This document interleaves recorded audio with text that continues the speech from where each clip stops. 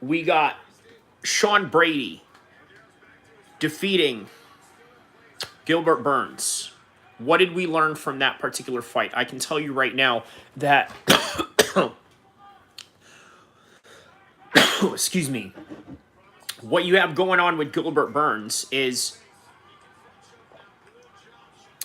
a much more experienced grappler, but not really the most athletic guy in the room. Not in comparison to, let's say, Sean Brady. And Sean Brady, I think, for the most part of that fight, literally muscled his way through in order to defeat Gilbert Burns. And Gilbert Burns just doesn't have that same tenacity that you would when, let's say, you are 31 years old in the prime of Sean Brady's life right now. And I told you guys, there is a reason why Bilal Muhammad beat Sean Brady on the way to becoming a #1 contender. So we're going to talk about that. We're going to cover all the fights. I'm going to go over all of the fights first and foremost. First, let's go over the UFC, and then from there, we're going to cover what is Bellator going on right now in the current moment of time. If you can excuse me real quick. Hold on just a second.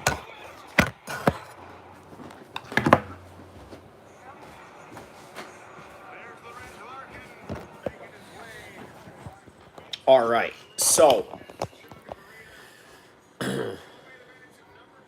okay, so Lorenz Larkin seems to be in this card as well. That's going to be quite interesting, right? He was a former UFC vet, now fighting in Bellator. I would believe that he had made way more money in Bellator than he did in the UFC, and that's the case for a lot of guys.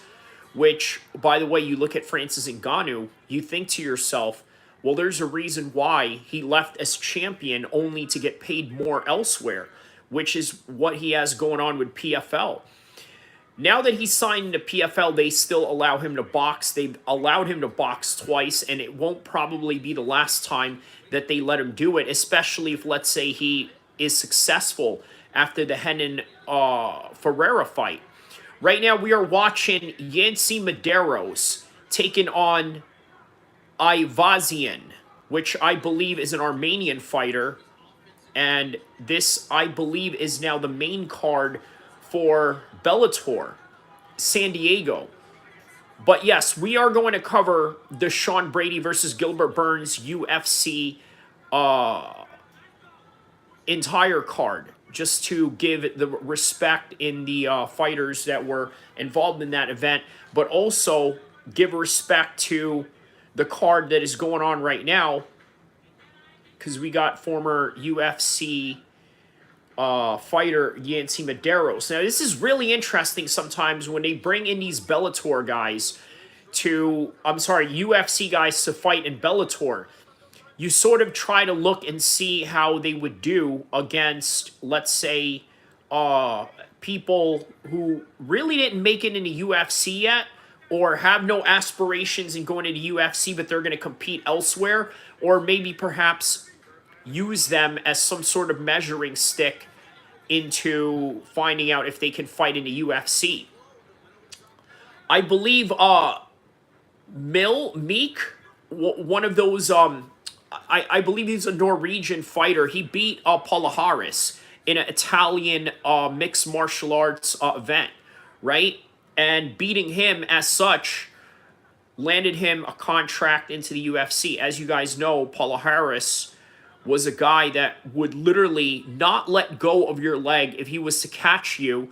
Even if he was to win, he would get disqualified based on the fact that he did not want to let go. The dude was a complete psycho, right? We don't know what's going on with the dude or why he's like that, but you would imagine if somebody won and already got a submission, you would let go, right? He did the same thing to Jake Shields in what I believe was an all-out grappling match. It wasn't an MMA match, obviously. It was a grappling event, and he did the same thing to him. So,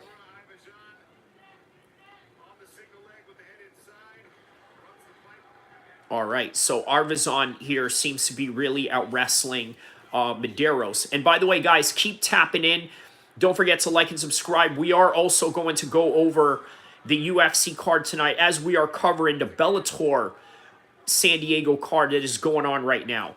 And we're going to talk about a whole bunch of random mixed martial arts news that is going on right now. Like, for example, is Conor McGregor ever going to fight? What's going on? Because now he's talking about running for presidency in Ireland. And you got to think to yourself, man, is this just an absolute waste of time away from his mixed martial arts career? Or is it really that he's wasting time in mixed martial arts? Think about this, right? A lot of people don't look at this perspective. They don't like to look at the narrative that perhaps maybe it is Conor that doesn't need mixed martial arts anymore. Like people always say, well, he should go out and train. He needs to do this. He needs to do that. Conor doesn't need to do anything. He is at a position right now where it is literally inconducive for him to fight in some capacity. You want to know why? Because he's already worth $1 billion to a certain degree, a whole lot of money in a way where, you know what, getting hurt right now would not do you any good of being able to enjoy that money as time goes on. That's the kind of situation that you have going on with Conor McGregor.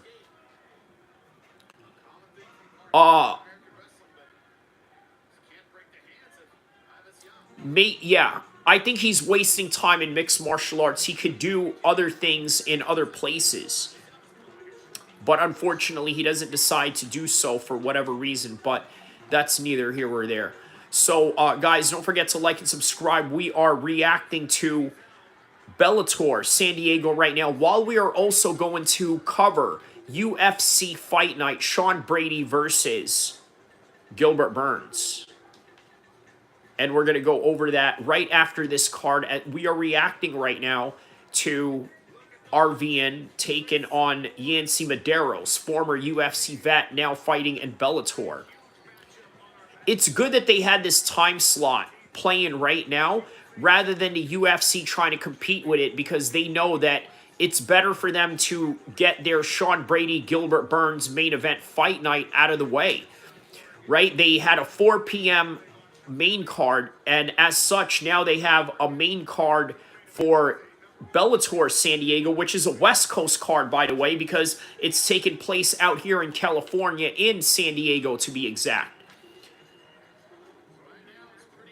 All right, so here we go. Yancy Medeiros is getting up right now for what I believe is the third and final round against the Armenian Arvian. So they're saying that Yancy Medeiros needs to really come up big in this round. Again, this kind of tells you the argument of open scoring, right? Suppose that is a fact, right? There are some fights where there is undisputedly a reality where one guy is winning, right? And there's no doubt about that. But then there's some fights where it's very ambiguous that I think having an open scoring would somehow really speed up some people's sense of urgency. I think there's, yeah, I think there is something to that. All right, so here we go. Third and final round right now for Medeiros and Avizayan. 14-1 Avizayan. So this guy is what you would classify as a prospect, right? If there is such thing in MMA. Obviously, MMA is a sport where you literally have no safety net as a star. Sometimes you do. I've seen him do it to MVP, and there is an argument that MVP had really improved his skills in the process of taking these easy fights. Because there is a graduality that you have to really respect if you want to be the best in the world. And I think that many of these top pro boxers that have sort of marinated their careers in that process, I think there's a lot that you can learn from that.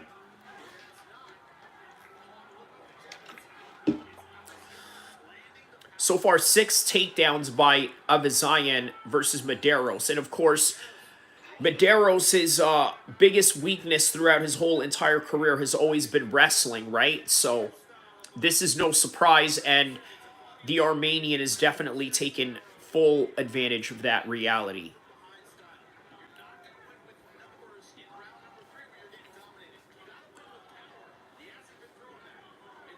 All right. All right. Yeah, don't forget to check out my video also, Adesanya Spits at Gym Bro. I urge you guys to take a look at that. That should be really interesting right there.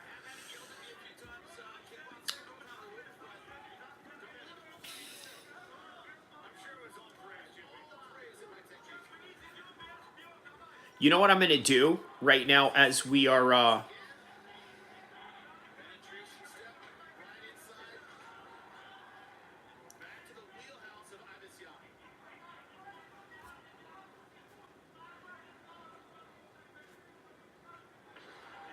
yes.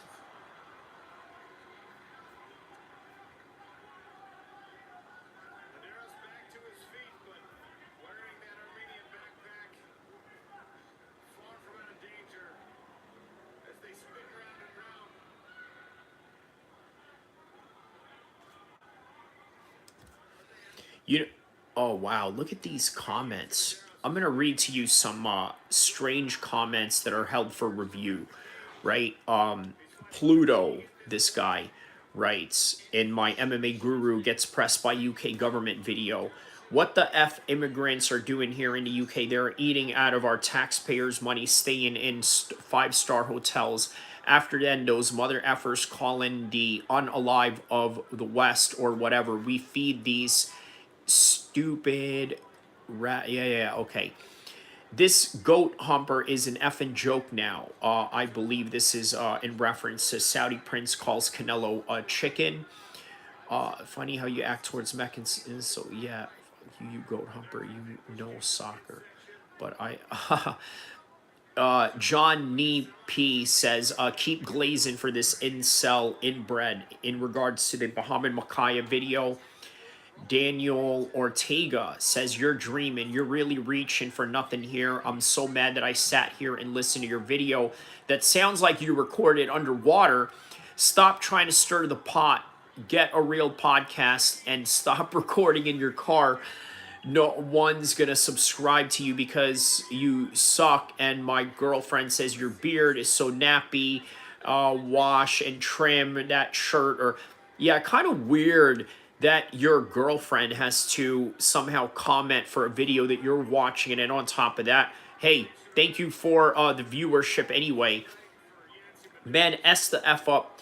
You're a moron paying for these bullish fights. Tony Baroni says, laughing, he lost to Tommy Fury, you effing retard. Okay, reality, you're a fake Paul bootlicker.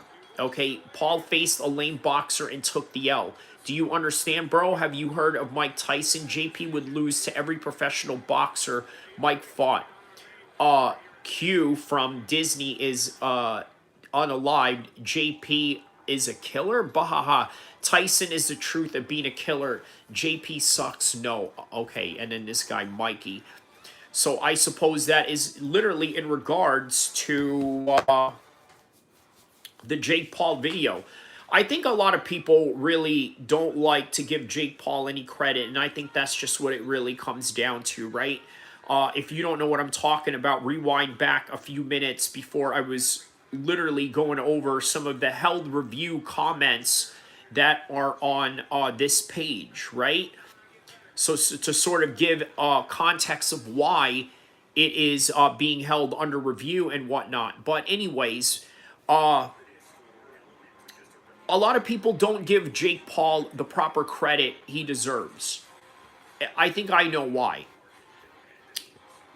Reason being is because people just don't want to believe that anybody who's that annoying is that good.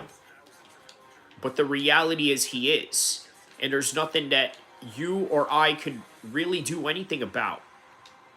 Okay? That's just what it is. Some people are just good at a sport that you happen to love, and you happen to love certain people, and as a result, those certain people that you love don't do as good or don't do good against the people that you hate. And that is the dynamic of combat sports and getting people to engage and invest their emotions and top dollars into the sport, really. So that is the reason why a lot of people just don't want to believe that Jake Paul is really that good. So, okay, now that that fight is over, let's go over the UFC cards that had happened tonight, right? Zoe, man, this guy was looking good until Chris Padilla was able to put him out. Isaac Delargarian got the second round submission against Brandon Maratot. Felipe Dos Santos loses a decision against the undefeated Andre Lima in the flyweight division. Ziza loses a decision against Gabriel Santos. Jacqueline Amorian gets a submission first round against Vanessa Demopoulos. How about this? Andre Petrosky gets a decision win against Dylan Butka. Really, he looked really good in that fight, right? That is a preliminary cards. Going into the main card, how about Steve Garcia, that knockout out of nowhere, finishing Kyle Nelson in the first round. Matthew Christopher Schnell gets submitted by Cody Durden, that ninja choke, which, by the way, started out as a Darce choke, and the way that Matt was trying to get out of it, got caught up in north-south position, and in turn, Cody Durden gets the second round ninja choke. Trevor Peek against Yanal Amouche.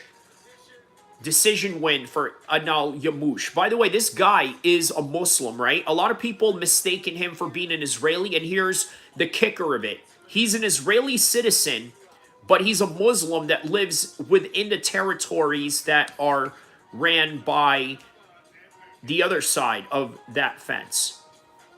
But that is the fight right there. Jessica Andrade, how about this? Loses a decision against Natalia Silva. Now, Natalia Silva's been on a hot roll lately, right? Beating a former champion like this tonight. How about this? Right? Let's take a look at her career right now. Natalia Silva.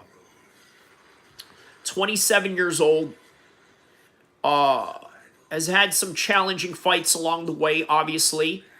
But right now, she is on 1, 2, 3, 4, 5, 6, 7, 8, 9, 10, 11, 12 fight win streak, okay? On a 12 fight win streak, the last time that she lost was at Thunder Fight 14 in 2007, and that was by a decision against Marina Rodriguez, by the way.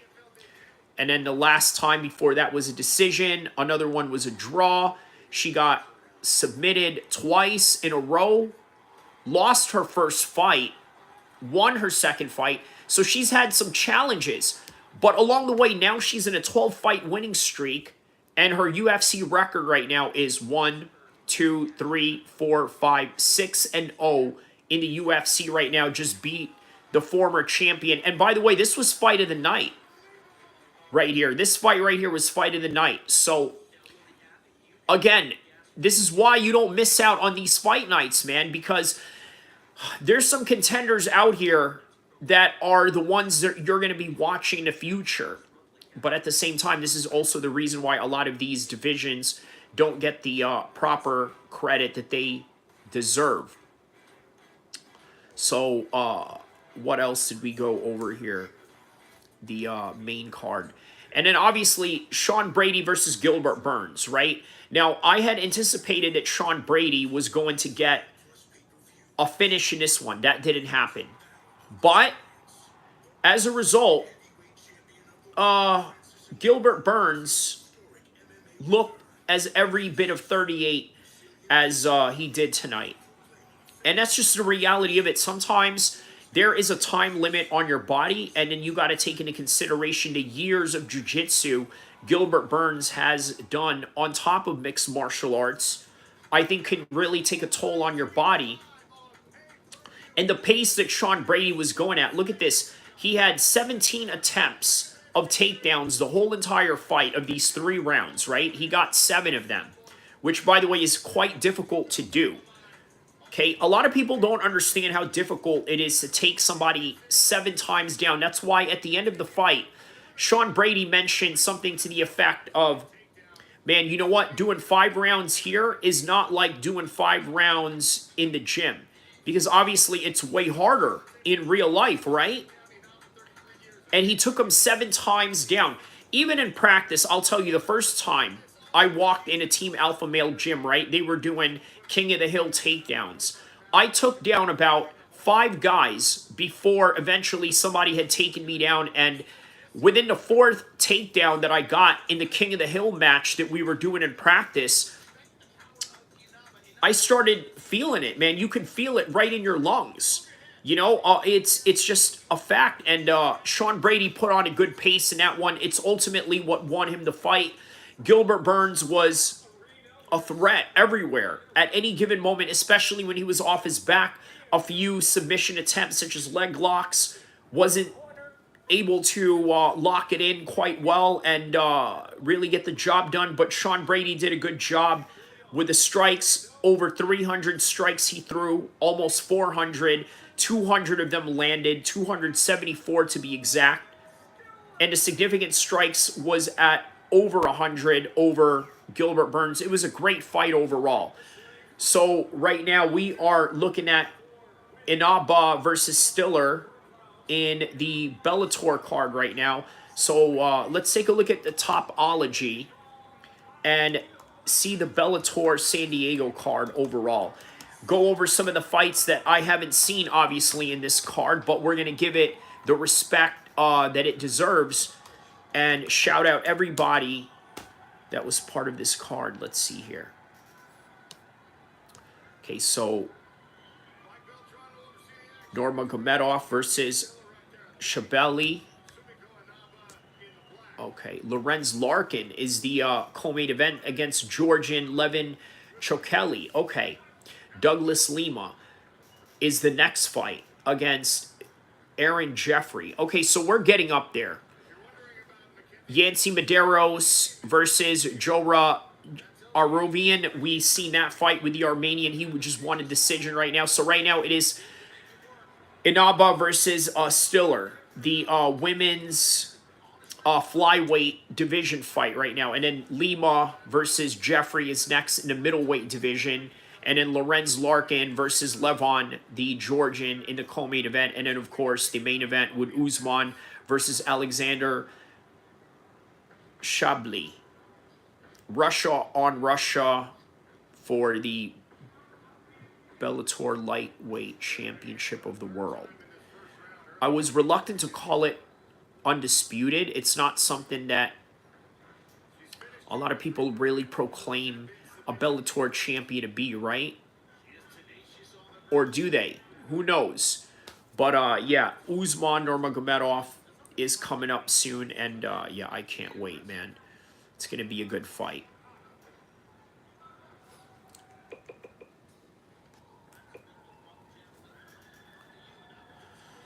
All right. So 3-0 Stiller versus 7-1 Inaba. I think that's how to pronounce her name.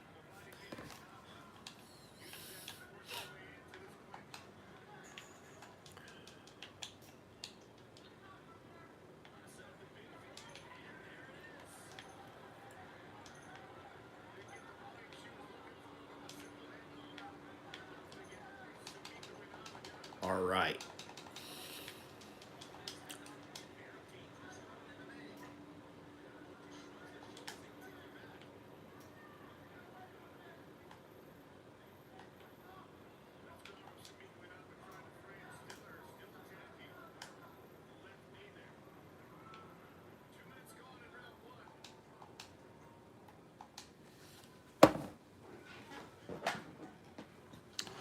All right.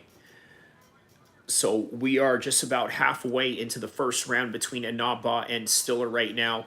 They are going after it, really fighting at close range, but then sort of backing up, jabbing their way forward, but then, yeah, now here it is with the kicking range on Inaba's part right here. Lorenz Larkin, I'm quite really intrigued to see how he's going to fight here tonight, right? I mean, I've seen him in the UFC during the 2016s. Great memories of Lorenz Larkin during that time era. But now he's been competing in Bellator ever since, right? He's sort of had some issues coming into Bellator. One can speculate that maybe because the drug testing isn't as strong in Bellator and guys are taking all types of stuff. Who knows? That could be the case. But the UFC doesn't have the end all be all, and I think that fights like Renan Ferreira versus Francis Ngannou might prove that. But who knows? We shall see.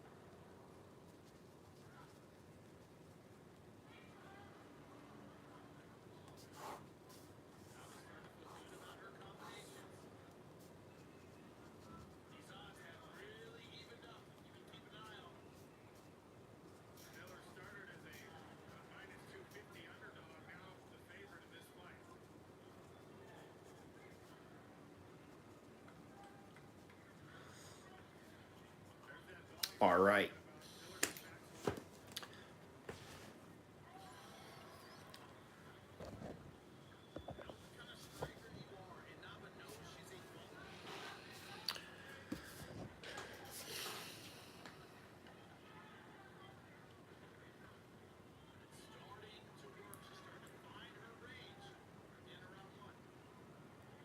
There we go with some clinches. Okay, there we go. That's the end of it. All right. I'll be right back in between these rounds. Or actually, you know what? While we are doing that, let's take a look at and see who is the champion of the flyweight division right now, because I believe that next week Alexia Grasso and Valentina Shevchenko are going to fight in the co-main event.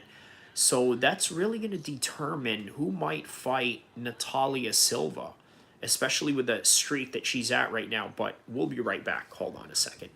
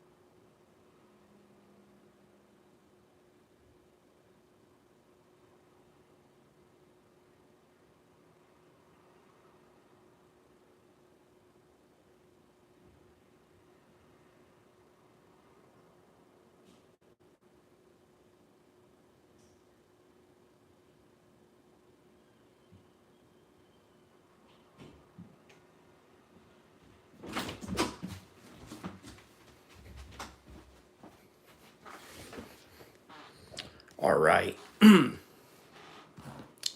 So there it is. That is the end of that fight. And I believe they are going to announce a decision coming up.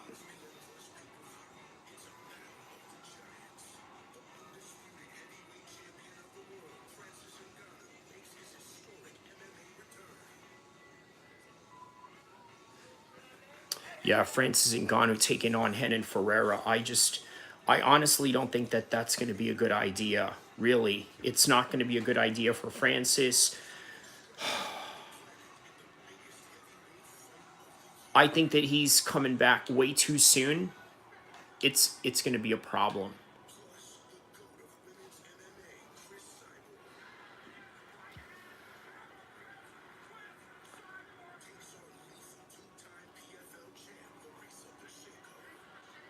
Oh wow, okay. Larissa Pacheco, she's the one that I believe had a win over Kayla Harrison, right? So that's going to be a good fight right there. PFL. And then obviously Jake Paul is in the midst of promoting that with Francis Ngannou and Ferreira. So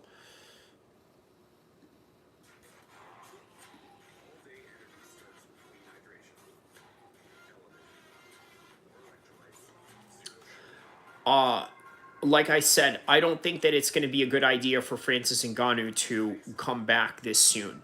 You want to know why?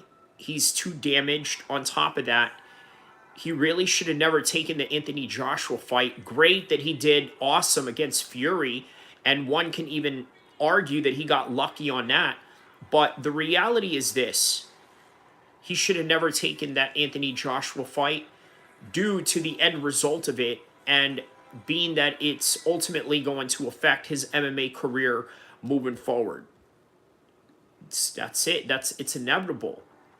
It's the inevitable reality. So we went over the UFC the entire night. Let's go over Jorman Newman. How about that? Okay, he has a win over Imam Shafi Aliyev. He was 9-0 versus 7-0, or 6-0 now, and 7-0 now for Jorman Newman. Who are these guys? Herman Torado, Masuki Kirakoki, 10-2. What is he won by body kick, 2 ground punches. All right. Bryce Meredith, rear naked choke versus John McCooley. So I believe, yeah, Bryce Meredith is a wrestler. Josh Hockett versus Sean Ross. It's a bit of an early fight. Okay. And then Ashley Thinner taking on Alicia Cortez. 2 debuts right there. All right. So, and here we are heading into the top 3 fights of the night right now. Douglas Lima, Aaron Jeffrey, Lorenz Larkin, Levin, the Georgian, and then Usman versus Alexander for the Bellator Lightweight Championship of the World. I'm excited for the next 3 matches coming up. Douglas Lima, you know, that's always going to be a banger. Lorenz Larkin has amazing striking in terms of the unorthodox way that he throws his kicks, those little oblique side kicks that he does. You'll see. I think this is going to be a treat. I would argue this is probably better than the UFC card, but maybe that's just recency bias because this is on prime time right now in the West Coast. So Inaba wins by second round TKO in that one right there.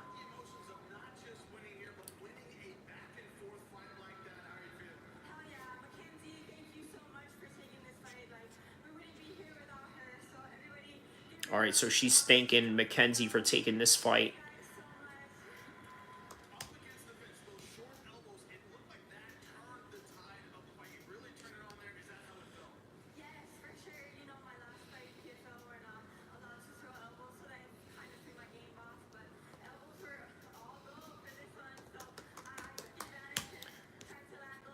Yeah, she said she was trying to take advantage of Lando's elbows.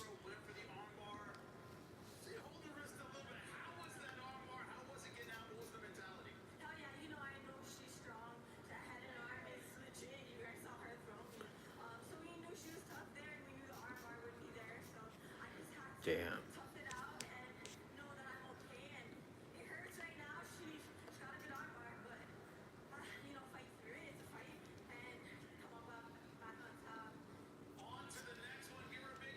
On to the next one, she said. All right.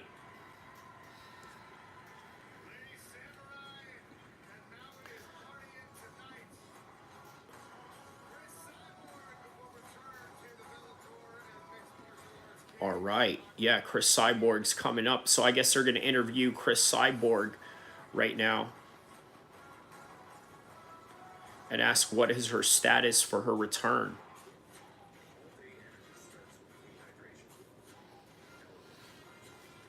And by the way, shout outs to Harley Kolshin, who won his fight today, which I believe was on a DAZN card. One of my homies, Michael Duran, sort of recommended me his fight. I was like, all right, yeah, let's go check it out for sure.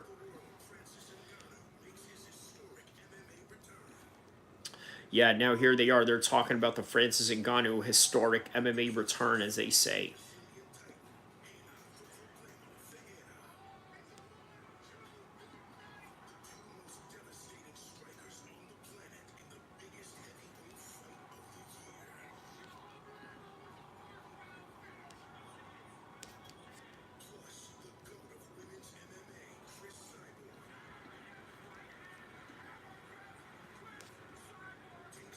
Wow, Chris Cyborg. All right.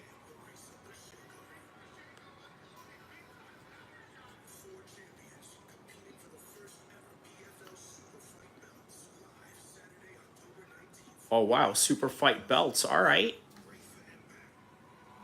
Which is obviously going to be the Francis Ngannou and Renan Ferrao. Okay, that's going to be a world title fight. And then it's going to be a women's featherweight title fight for Cyborg versus Pashenko. And that's going to be on October 19th. All right, and just like that, right? It's crazy how the summer just went by that quickly. I hope you guys had a beautiful summer. I hope you guys enjoyed it, and I hope that you did something very memorable, because I certainly try to make my summer memorable, and that's what it's all about, right? But at the same time, summer as children versus summer when you're adults are completely two different worlds. You know what I mean? Just completely two different worlds. Because really, when you're a kid, you're sort of operating, at least within the American school system, right? You're operating within this 6 hour range of being in school. And then after that, you're at home all day, right? Or if you are, let's say, participating in some sort of extracurricular activities such as sports or the Glee Club or whatever it is that they have going on with the schools, right?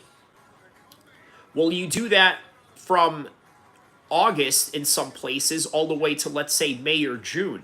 And then all throughout the summer, you literally do nothing. So as a kid, summer just seems to be the only thing that you truly look forward to, right? But as an adult, that's not the case. You see, as an adult, all year round, your responsibilities are ongoing. And as a result of that, it really doesn't matter whether it's spring, winter, or fall, because you still have to get out there and try to ball. And that's the reality of it. Think about this. As a kid, life just seemed a whole lot simpler, right? Go to school all year round, get in your extracurricular activities if that's what you were doing, and all summer long, you just have a ball. You ball till the fall. I mean, not to make it sound like some, straight up dad rap, but yeah, that's what it is. You ball till you fall.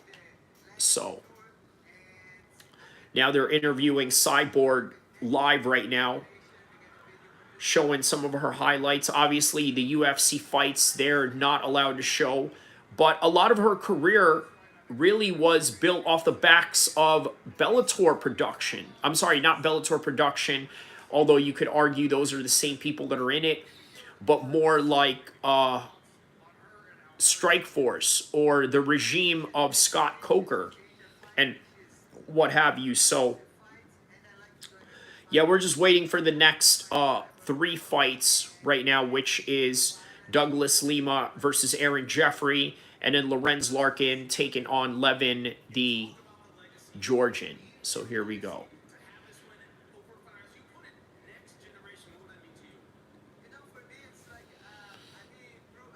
Yeah, I wonder how Cyborg would do right now in the UFC side of the women's division, right? I would imagine she would still be dominant.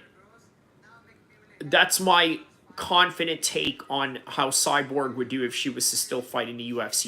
You want to know why I'm confident in that particular take? I'm going to tell you why. The women's division really hasn't blown up, nor has it really done anything new in terms of having a new phenom like the way they had Ronda Rousey. After Ronda Rousey, it just seemed like open season. And then after a while, Pena was the champion. And then somewhere in between that, Nunez won her title back. So there's this unclear dominance within that particular divisions or those particular divisions within the women's side of MMA. But who knows? Who knows? We're obviously just chit-chatting while we are covering these fights and speculating and moving along as we go. So look at this. This is Dubai. Road to Dubai. So, okay, it seems that the Emirates and that part of the world has now embraced Bellator. Obviously, Bellator was doing a very good job of promoting themselves in Ireland, even amongst the Dagestanis, wherever they were fighting at and wherever they could host a particular event to put them in. They did a very good job at that. I got to tell you, I think it's great to have MMA organizations that are an alternative. I think Bellator is exactly that. Now, the merger between PFL and Bellator, I don't think that is enough for them to ever consider themselves, let's say, the legitimate number 2 of the entire landscape of mixed martial arts. But I will say that they make themselves an interesting side piece. Okay, meaning that the UFC is the main source of MMA that you consume, that you are enthralled with, and then Bellator is just something that is there, especially on the weeks where UFC is just not there, right? That's what Bellator and PFL is. It's an alternative. Look, let me show you another example of how tonight's Bellator is an alternative. The UFC's main card tonight started at 4 p.m. West Coast, California time, right? Well, the main card for Bellator tonight started at 7 p.m. West Coast time. So this is prime time. So now you got your fix. Maybe it was a little bit too early. Maybe it was a little bit lackluster. Maybe you didn't like the fact that there was a decision with Sean Brady and Gilbert Burns. So now you got this exciting card going on. Levon versus Lorenz Larkin. And then you have Jeffrey versus Douglas Lima. And then in the main event, you have Alexander versus Usman Nurmagomedov for the 155 strap of Bellator. Which, again, seems like a better card on paper other than the Sean Brady-Gilbert Burns fight, because I thought that fight was great coming into it, right? It was a great card. That particular fight, yes, it is meant to be a main event fight night, but that card could have been placed in a Conor McGregor pay-per-view, believe it or not. It's like one of those things. So here we go. Douglas Lima taking on Aaron Jeffrey. Let's get it. I may have to go with Douglas Lima on the experience on this one, but I don't know much about Aaron Jeffrey, but I think Douglas Lima can handle himself in this fight right here. I have full confidence in him because you know what, man? How are you going to lose to a guy that has a mullet like that? I mean, I'm obviously just bantering and joking. I don't really mean that.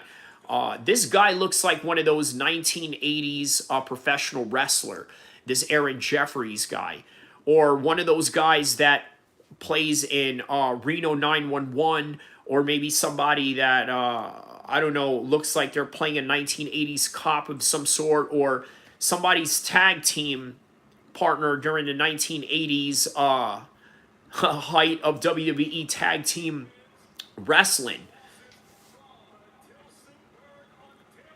All right, so he is from Tillsonburg, Ontario, Canada. All right, let's get it.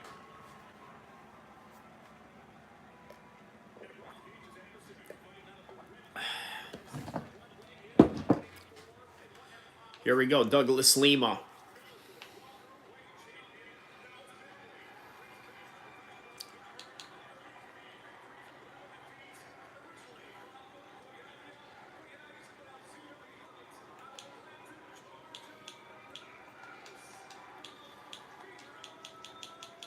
Here we go. Douglas Lima is being announced right now, and we are headed into round one as we speak. Let's go.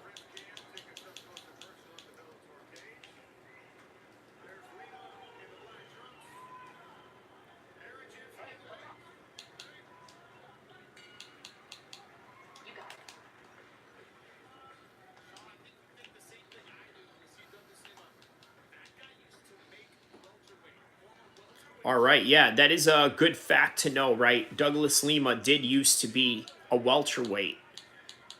He did have a win over Michael Venom Page. Here we go. Aaron Jeffrey shooting in straight away. Looking to really get some ground control time here. Here we go. Really working for that. Now he's in a full guard position right on top. Gets the takedown with 4:25 left in the first round. Oh, somebody's already bleeding? It is, yeah, it's Jeffrey that's leaking. Okay, I wonder what caused that leak right there.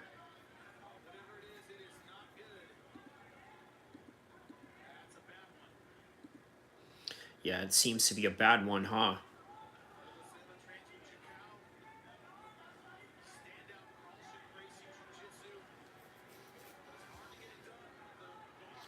Here we go. Let's see what he can do here in the top guard position. Top full guard position while bleeding, mind you. I think it was some of the elbows, perhaps, that Douglas Lima may have put on him.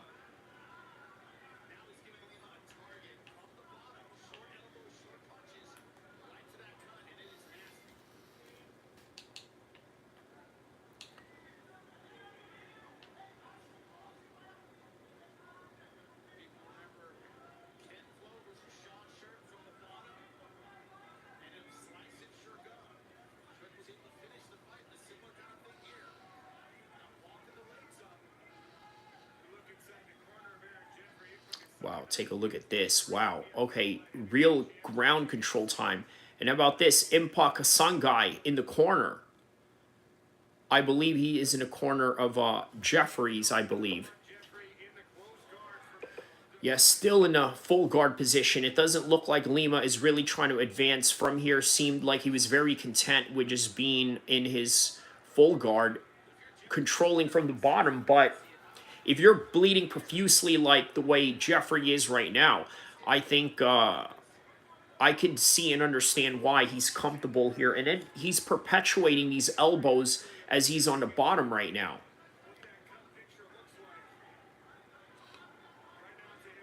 See, the way Lima is moving on the ground right now, it's very relaxed, right? How I can tell, because he could choose to put on a body lock, but doesn't choose to do so. Now, the reason why he's got his legs spreaded out the way that he does is because, see, as you notice, he's in the fence, looking to try and get up. And this is exactly what he's doing right here. Now he is pushing for a sprawl to the cage position and jumps up from the, he has to contend with the body lock of Jeffrey right now, but he's maintaining himself up.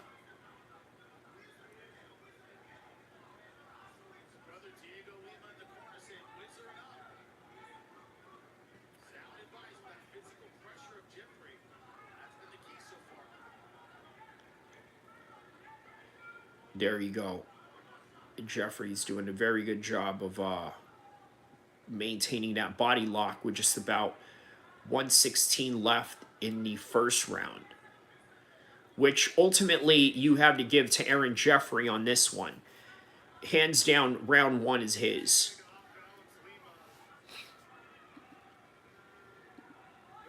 Ain't no doubt about it.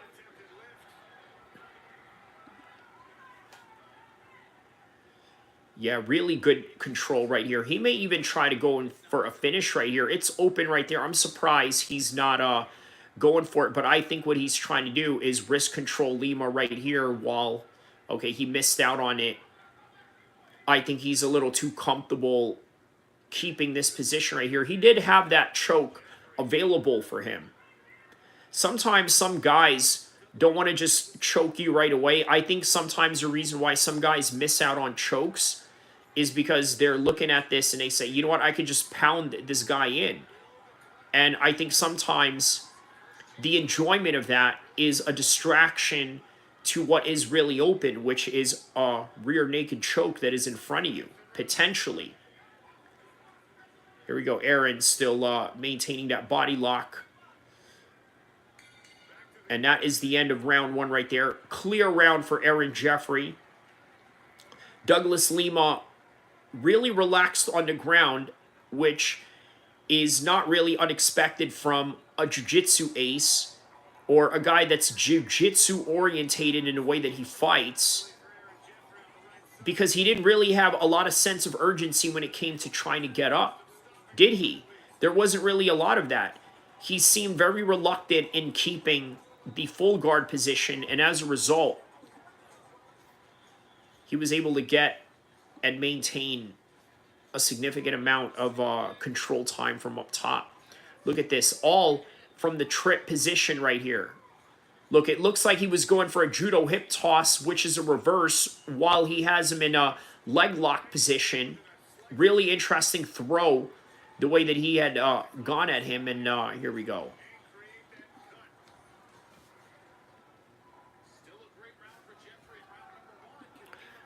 Yeah, round number one definitely on the side of Jeffries for sure. Definitely on the side of Jeffries. So here we go. Here we go. Now just really moving forward, imposing his will as he should. And Douglas Lima just, oh, but he just rocked him right there with a good jab. You see, never count Lima out. He's very dangerous at any given instant. This is the guy that took out MVP. Remember that, where MVP just really didn't expect it, and we never would have expected MVP to be the type to get slept like that. But he did. Now here we go. Jeffries goes and shoots in.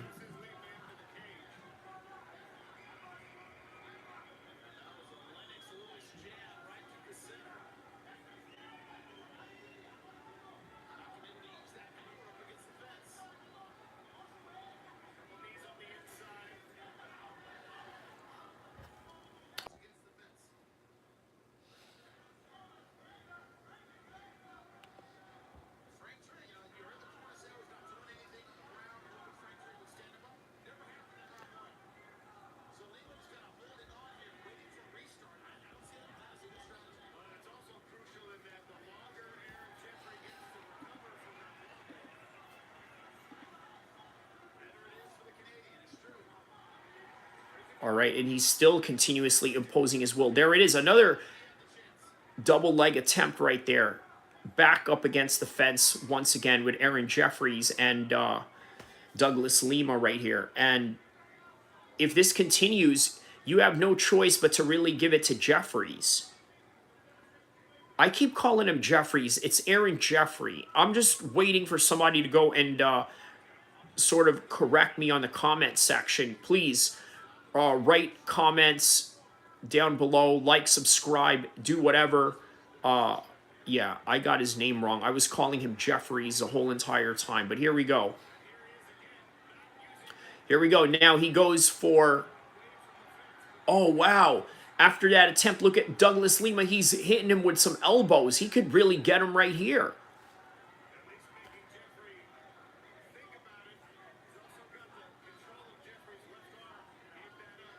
All right, now Jeffries once again back in dominant position, constantly putting Lima on the defense, which is literally what he's doing right now.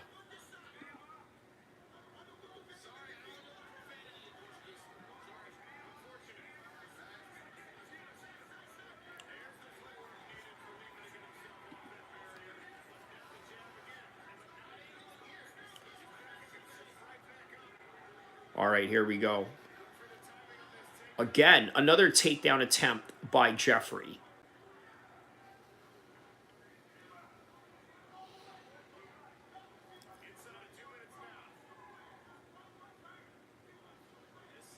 Good knee by Jeffrey right there.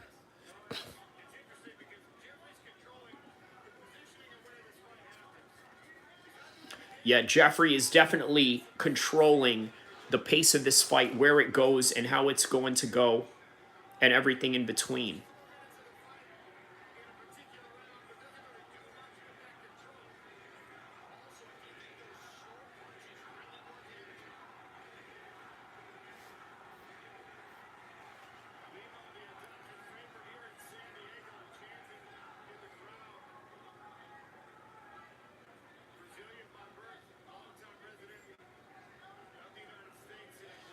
All right, here we go. Yeah.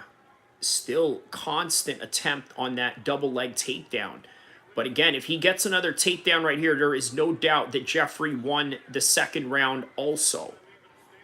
And even without that, I don't see anything that Lima has been doing to really garner him any points for this round. I'm going to give it 2 rounds to Jeffrey after this 30 seconds right here. He maintains this 30 seconds. I'm giving this round to Jeffrey. Lima is not winning this second round, nor is he winning the fight. And you know what? At this point, after this round is scored, all Jeffrey has to do in the third round is survive, and he wins the fight. Even if, let's say, Lima rocks him 10 times in this whole entire final round of the third round, it won't mean anything. I promise you.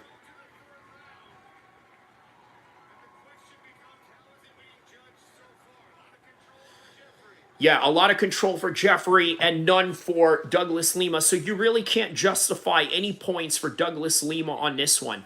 By the way, guys, if you want to check out the UFC coverage, start and rewind back all the way to the very beginning. Right now we are covering Bellator. And the co-main event is coming up next with Lorenz Larkin versus Levin Chokeli. And then you got Usman versus Alexander for the lightweight championship of Bellator coming up. 2 more fights left after this.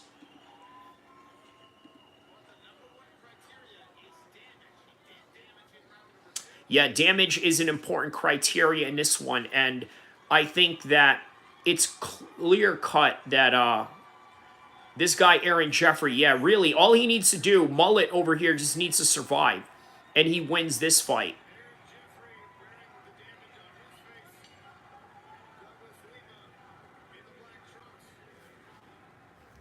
Best way to describe Bellator is what UFC used to look like back in the days when you were allowed your own sponsorship, if you can put that in context.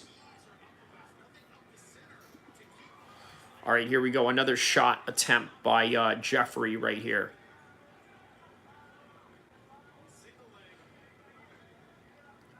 Just staying on that single leg. Once again, takes Lima down. Again, really no answer for him whatsoever. Really no answer for him at all.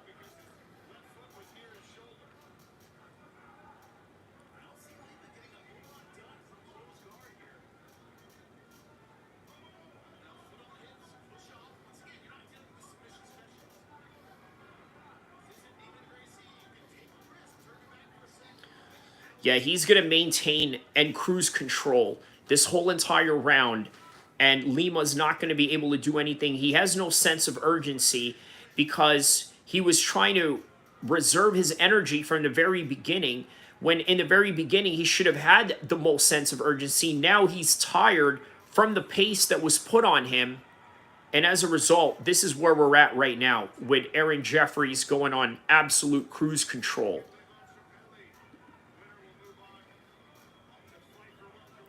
So the Lorenz Larkin versus Chokeli fight is for a #1 contender spot in the welterweight division. That's awesome. Shout out to Lorenz Larkin. The guy has really gave us a lot of great memories during what many would believe is one of the best times of the UFC's era, which is 2016, right? He was part of that era. Lorenz Larkin. Let's take a look at the career of Lorenz Larkin right here. A historic career, by the way. If you are a hardcore MMA fan, you would classify his career as very historic. So, last fight he had was against Neil Magny in 2016. That was the Conor McGregor versus Nate Diaz card. This is why I say Lorenz Larkin is an MMA classic, right? He was part of a classic era in 2016. Look, he had a win over Jorge Masvidal in 2016. Lost to Albert Tumenov in a split decision, but he had a win over Santiago Ponzinibbio in the second round, and then had a TKO win against John Howard. He lost to Derek Brunson, who doesn't lose to Derek Brunson in a decision, especially getting out wrestled. He did get knocked out by Costa Philippou. He went all 3 rounds against Brad Tavares. He has a win over Chris Camozzi. He has a loss against Francis Carmot, the training partner of George St. Pierre. Okay. He's got a win over Robbie Lawler back in the Strikeforce days. That's a big one. Muhammad Lawal, how about this? Overturned original punch. So he knocked him out, overturned positive for testosterone, whatever this is called. And then before Muhammad Lawal, he was 12-0 within the region, the regional scenes. So Lorenz Larkin, man, shout outs to Lorenz Larkin. And he's a Cali dude on top of that, Riverside to be exact. So shout outs to him. He's going to be fighting next. And look at this. Look at his photo right here. It's him holding up an AR, aiming. So hopefully we get a little bit of that precise aim in the octagon or the circular cage tonight. And we're going to see that in 30 seconds as Aaron Jeffries is standing on business, doing the same thing as usual, which is outgrinding Lima, and Lima not being able to do anything about it. Now, a lot of people would complain that this particular style is boring, right? Well, is it the fault of Aaron Jeffrey that he decides to fight like that, or is it the fault of Lima, who is not doing anything about it, just allowing it or using a different set of strategies that is inconducive to, let's say, creating any open actions for him to do?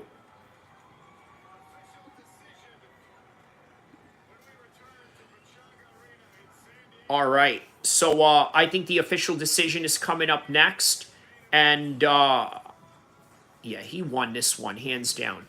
Let's wait for Lorenz Larkin coming up right now, okay? We will take a break. We will be right back.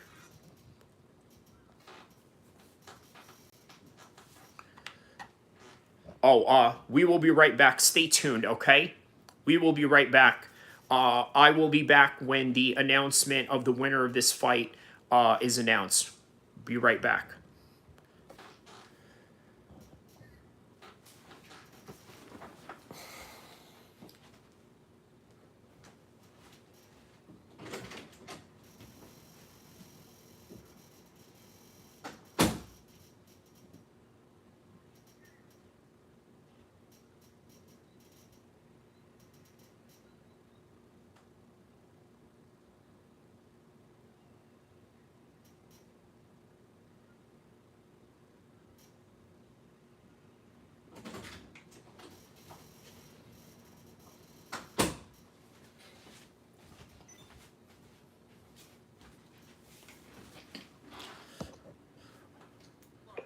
All right, so who is this? This is Francis Ngannou.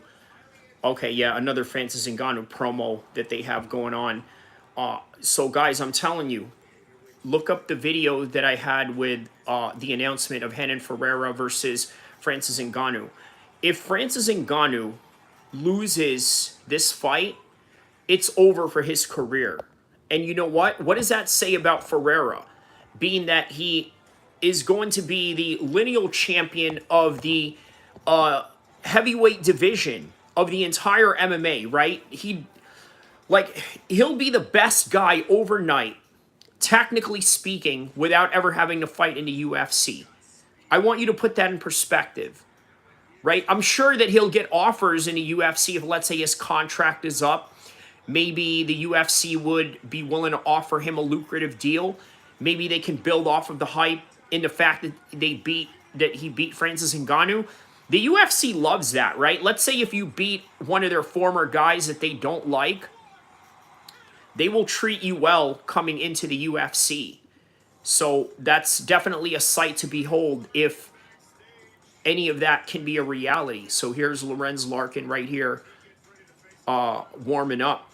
He's got his do-rag on, has the red corner tonight, signifying the red gloves that he's wearing. So here we go. 4 takedowns on Jeffries. Total strikes, 144 landed.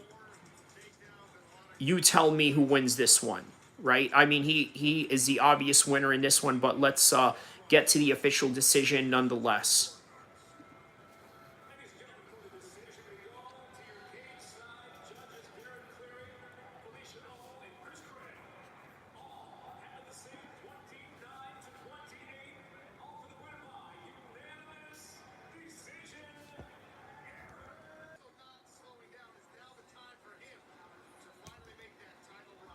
What's going on? Is this on? Okay, there we go. We're still on live. Okay. So yeah, now so they're talking about Lorenz Larkin right now. Okay, so he's coming up next. I'll be right back just right before this co-main event is about to start, okay?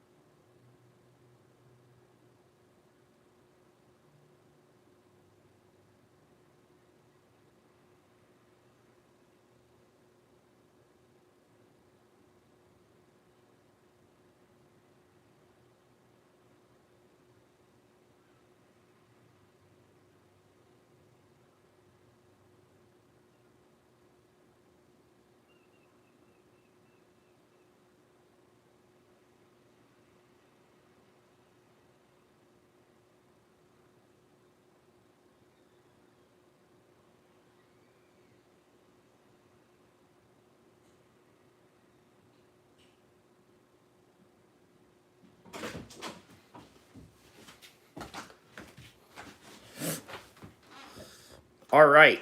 So still no Lorenz Larkin as of yet, huh?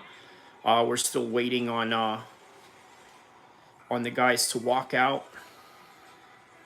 What is this? Let's see here.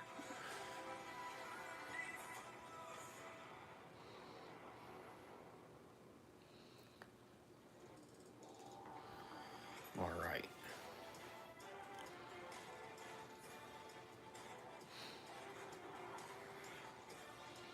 Look at this. They have Bellator apparel now.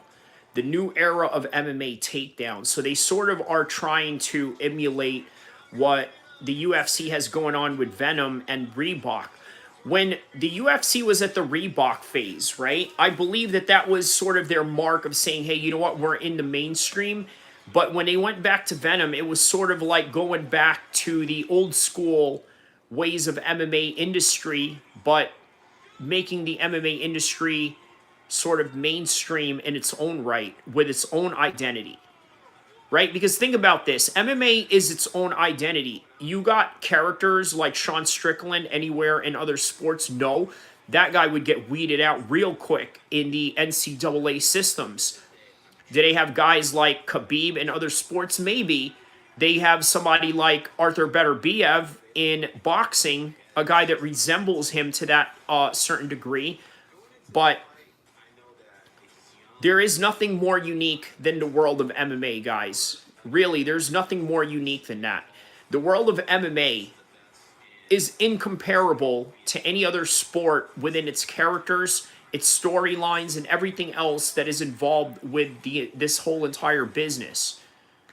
So be very thankful for the era of MMA that you live in right now. Just like you are probably very thankful for the era of the 2016 era in the UFC, which, by the way, I can't stop harping about because Lorenz Larkin really left the UFC at a great note in the summer of 2016. Look at this. Look at his career from that point on, right? He beat Neil Magny, but for whatever reason, he lost to Douglas Lima, a guy who we just saw fight right now, right? Then lost to Paul Daly, gets knocked out by him, gets a win against Fernando Gonzalez in 2018. This was in the 2018s of his career. And then gets another win, and then Andre Koreshkov gets a split decision. That was a big win on him right there, especially being in his home region of Southern California. Then gets a win at Bellator versus Bryson in 2019. He's been on a hot streak lately, right? Except for the Andre Koreshkov fight that was by a split decision. So, once again, man, real OG of MMA, big respect to Lorenz Larkin. We are about to witness his fight go down right now.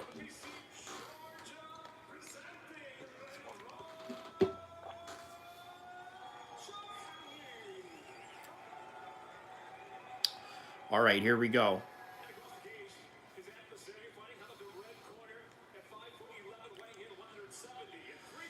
Here we go, Lorenz Larkin, co-main event.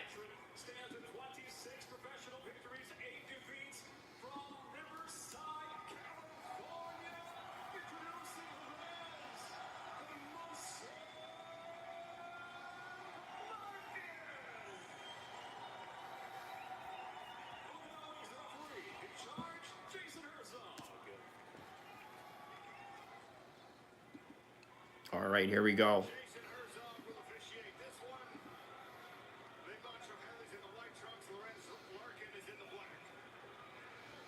All right, here we go. Round one, Lorenz Larkin versus Levon. Live in San Diego. Let's go.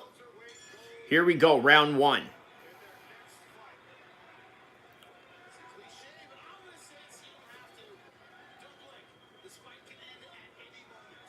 Yeah, Jimmy Smith is right about that. Don't blink because the fight can definitely end at any moment, at any given time. Nice low kick by Trochelli right there.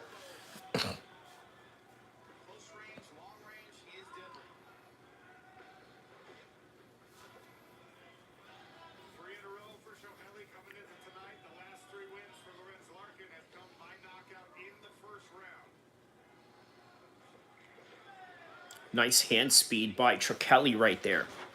Real good hand speed on his part. Oh, wow. He just knocked down Lorenz Larkin. Oh, wow. Out of nowhere, got that right hand off of him. And now he's trying to finish on the bottom.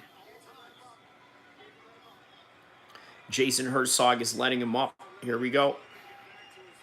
Yeah, interesting. I noticed that they have a referee camera in the glasses of all the referees, right? Something that I don't really notice with the UFC. I have noticed that during the Pride FC days. Now look at Trakeli right here just moving forward on Lorenz Larkin. Lorenz Larkin looks like one of these dudes that the rapper Draco the Ruler would be hanging out with. If any of you know or understand or tapped into LA rap and know who Draco is, oh wow, he knocks him down. Here we go. Oh wow, he just caught him in the chin. Wow. Okay, Lorenz Larkin is about to get a finish right here. Lorenz Larkin just got a finish. Amazing. That right there was one of the best first round fights ever. Lorenz Larkin gets a knockout. Wow. That's what I'm talking about. In San Diego, in SoCal. You know what? He does great in SoCal. Lorenz Larkin does really awesome in SoCal.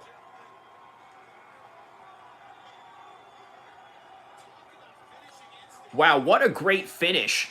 You know what? There was a point in this fight where Lorenz Larkin was about to get finished himself, only for him to turn it around and do this right here. Look at this. They got some people dancing in the crowd. Oh, wow. And they're playing California Love in the background. That's what I'm talking about. Playing some pop. Some West Coast California Love. And you know what? He's an LA dude. Looking like one of Draco's goons. Yeah, once he got that shot, other shots started to follow, and it opened up, literally, it opened up Trakeli, because once he got that shot off, Trakeli was just open where he had no defense, discombobulated, and it left Lorenz Larkin for the taking to finish. And really knows how to close it out right here. Yeah, really good stoppage by Jason Herzog on that one.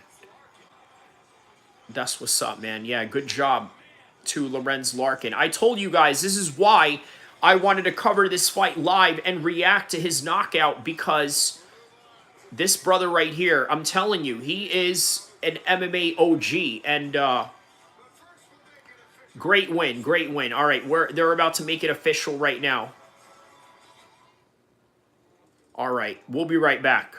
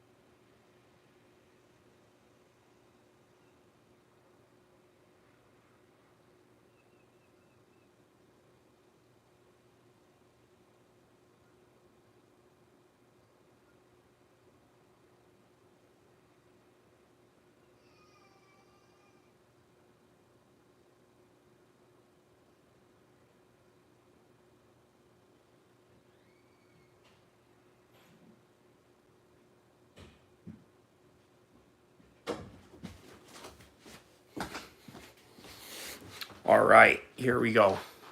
So, they're just going over Lorenz Larkin's knockout win right there. And now it's the main event of the evening. We got the main event of the evening popping off. And here we go. Here we go, baby.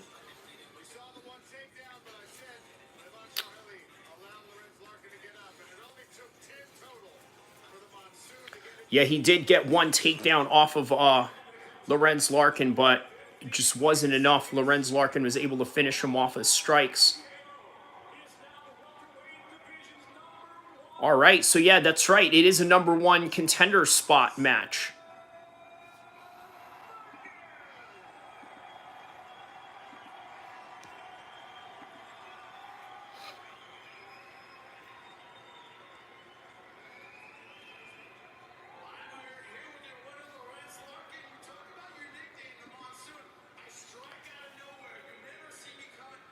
Yeah, the Monsoon strikes out of nowhere, huh?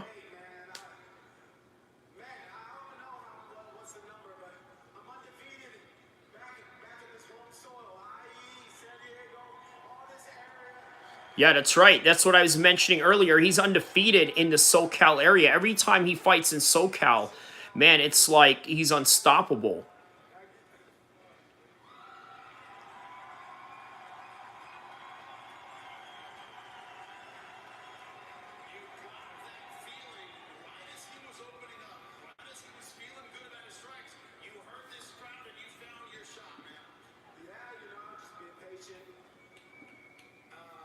And let's see if his Wikipedia has been updated with his win yet. No, it hasn't. It just says here Bellator title eliminator, which it is.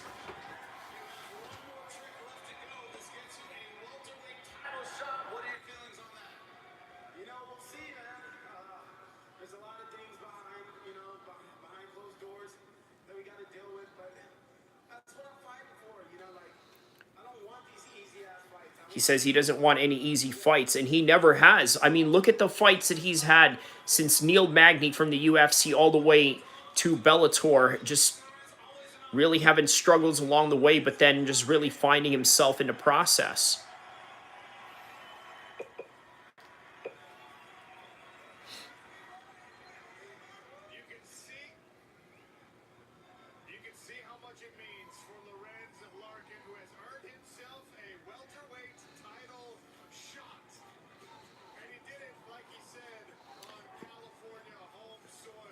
That's right, man. Yeah, it did in California home soil, huh?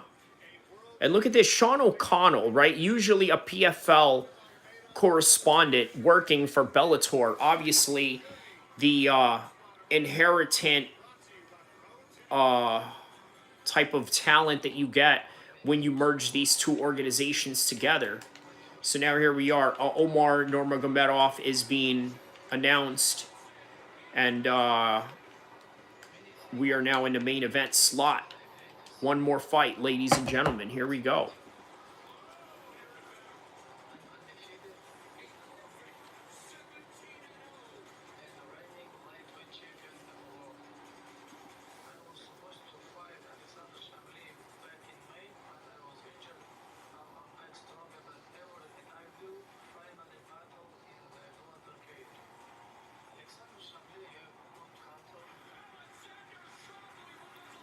Oh, yeah, this is going to be a good fight, right, for the 155 strap right here.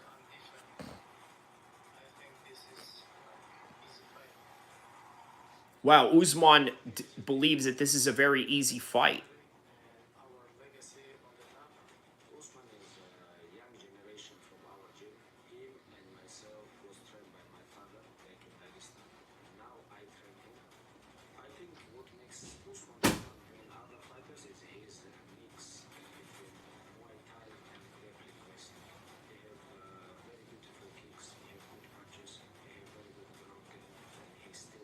Yeah, Khabib saying that his Muay Thai and the way that he mixes it with his grappling is what really makes him very good.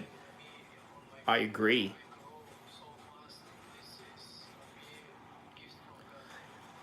And I would be really curious to see what Usman does in the UFC. This is what I think will happen if, let's say, everything is planned out the way that the Dagestanis and Team Eagle wants it to be, right? Islam either moves out of the 155 division or out of the UFC or MMA altogether, and Usman comes in, or Islam moves up to 170. Obviously, that's not going to happen now with Bilal Muhammad being champion because they're training partners and boys, and they've agreed that they're not going to fight each other as a result. So I think that what you have is Usman coming into the UFC, being the third guy in their camp to win the 155 championship, right? No one in the history of a camp would have won a title. Three guys in the same camp win the same title in the same division.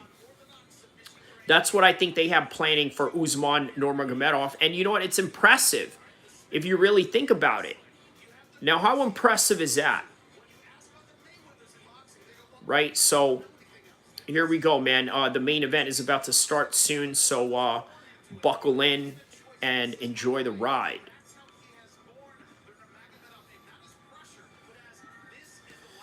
They're talking about the pressure that he sort of has to amends being a Nurmagomedov. Now, what's unique about guys like that is it's not really in their, how do I say this, man? It's not really in their best interest in the current moment of time to sort of try and fulfill name. Like, it doesn't matter. What I'm trying to say is that for the Dagestanis, none of this really matters, right? Like, they're very pragmatic and stoic about how they look at this. In other words, it's just another fight. It's just another fighter. And that's how they go about moving things. So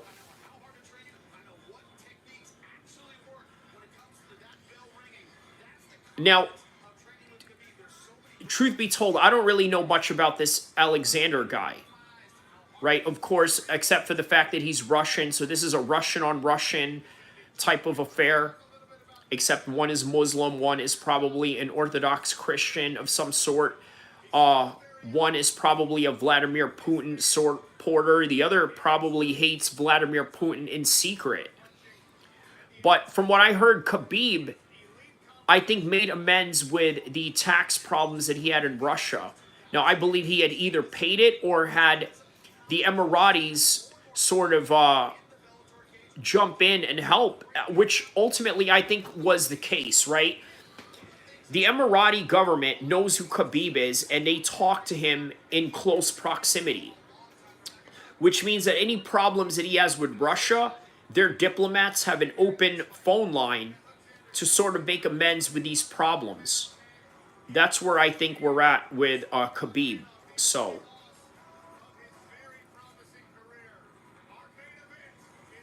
all right, so the main event is coming up right now for the 155 championship of the world.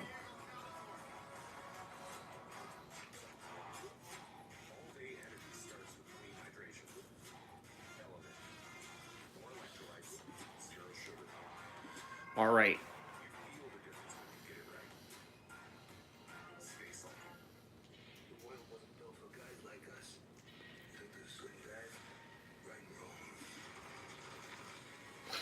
So what is this? A movie about Penguin, HBO. But sort of humanizing him away from the cartoonish characteristics that they would sort of depict in the DC comic world, right? Because the way that they're making this realism seem to look like is he has this role of a mobster rather than this mutant-like form of a villain that fights Batman. So I thought that's interesting that they brought up a Penguin show on its own, with its own particular storyline, but with human characteristics, i.e. making him a mobster rather than this super mutant villain that Batman fights. So, and now here's Francis Ngannou again with another commercial of his. Francis Ngannou, I am the baddest man in the world. Saturday, October 19th. Renan Ferreira. Yeah, I got a real bad feeling about that fight with Renan Ferreira, and I really got a bad feeling about that one. I honestly think Francis Ngannou is going to get slept in that fight. If you think differently, comment on the section below and let me know if you think differently about him getting slept. I really, truly believe that that's the case.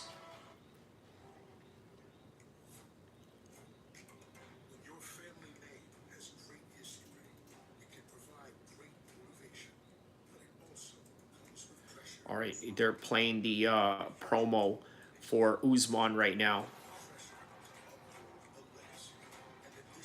But they said pressure builds a legacy. That's true.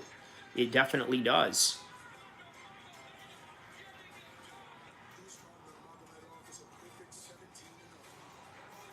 Yes, 17-0 right now going into this fight. It's a very impressive record.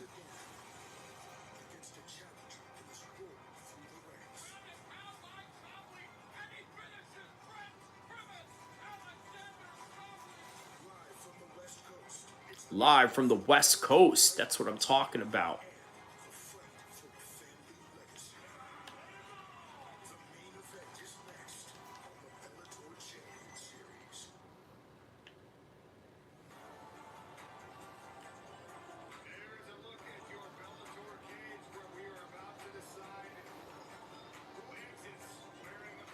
All right, so here we go. The determining factor of it all.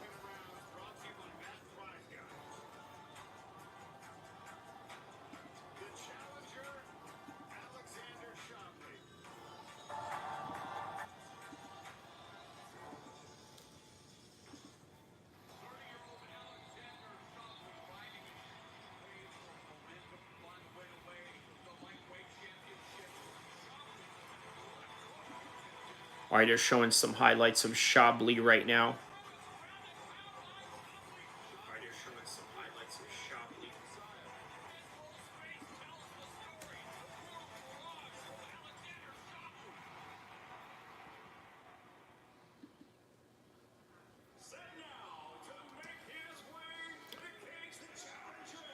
All right, the challenger is about to walk out into the cage right now.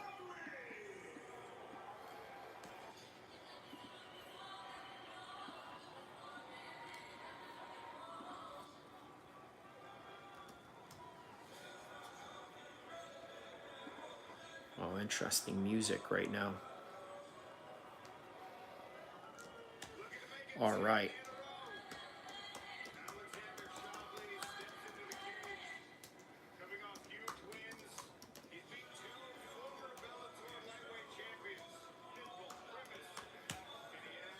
All right, here we go. Main event time. There's Alexander now walking into the cage. I believe Usman is going to walk out to the Dagestani song that oh,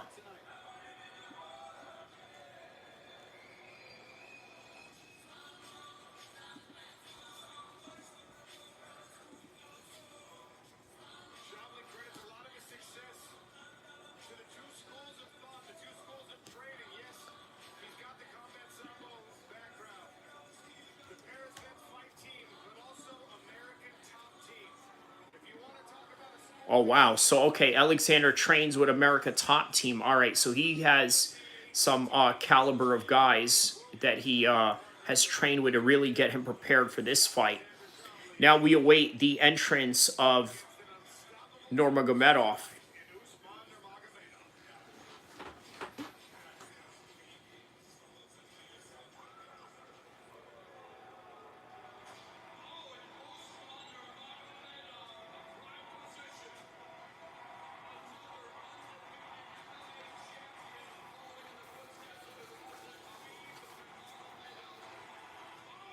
Boom. Good kick right there.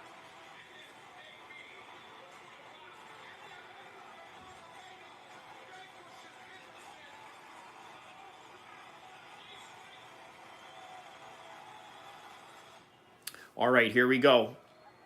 Usman is about to walk out into the cage.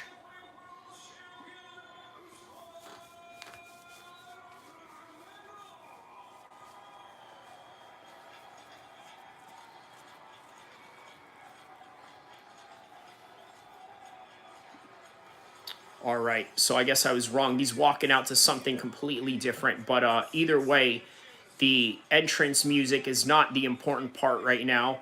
However, it is Usman ready to defend his title against Alexander 17. No.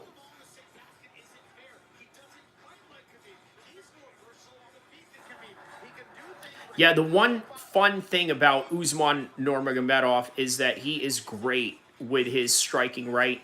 The side kicks that he puts, the Muay Thai, not just the Muay Thai as Khabib describes, I would also describe the mix of Muay Thai and Taekwondo and Karate. He definitely has that down to the T, which is what makes Usman a very formidable striker.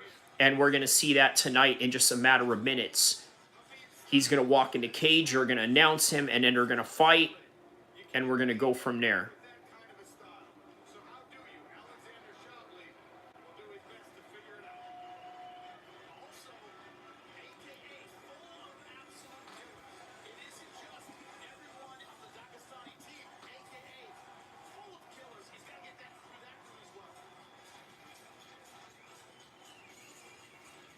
All right, here we go. Now he's stepped into the cage. There's Royce Gracie right there. And then there's Dan Henderson. There's AJ McKee, a guy who is at this point literally exclusive of Bellator.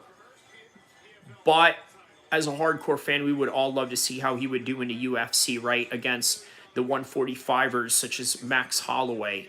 The other 155ers out there, how would he do against Gaethje? How would he do against Michael Chandler? Right? Obviously, they were both in Bellator at the same time at some point, but we never got to see that. But here we are. MMA that is not the UFC, but it is MMA that is really at the highest level. Okay? Because Usman Nurmagomedov, regardless of promotion, you can say that he is the best 155er in the world, but then there's Islam. Or you can argue that they both have the three best 155ers in the world and one being retired, that being Khabib. Past, present, and future. Khabib being the past, Islam being the present, and Usman right now being the present of Bellator, but the future of the UFC. So that's what you got with Islam, Khabib, and Usman. Past, present, and future. But you know what? All of that could go away tonight if Alexander was to create an upset against the undefeated 17-0. But these are two very well-experienced guys. 27 fights for Alexander, 12 knockouts, 7 submission in between that. Let's go. Here we go. Usman is about to be announced. Here we go, across the cage.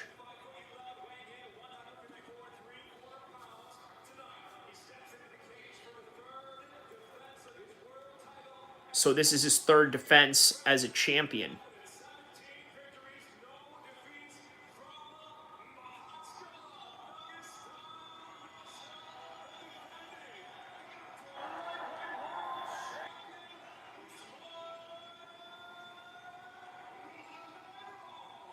All right, Usman Nurmagomedov. Here we go, round one in this 5-round fight. How do I see this? I'll tell you right now, I'm going to go with a 5-round decision. I think Usman is going to have a hard time finishing this guy, but I think he's going to handle himself all throughout the rounds, control and dominate the pace with the striking and the wrestling. But I think this guy, Alexander, is going to hold on for dear life. But we were going to find out right now as we speak. And right now is the time for the main event. Usman. There it is. Side kick once again.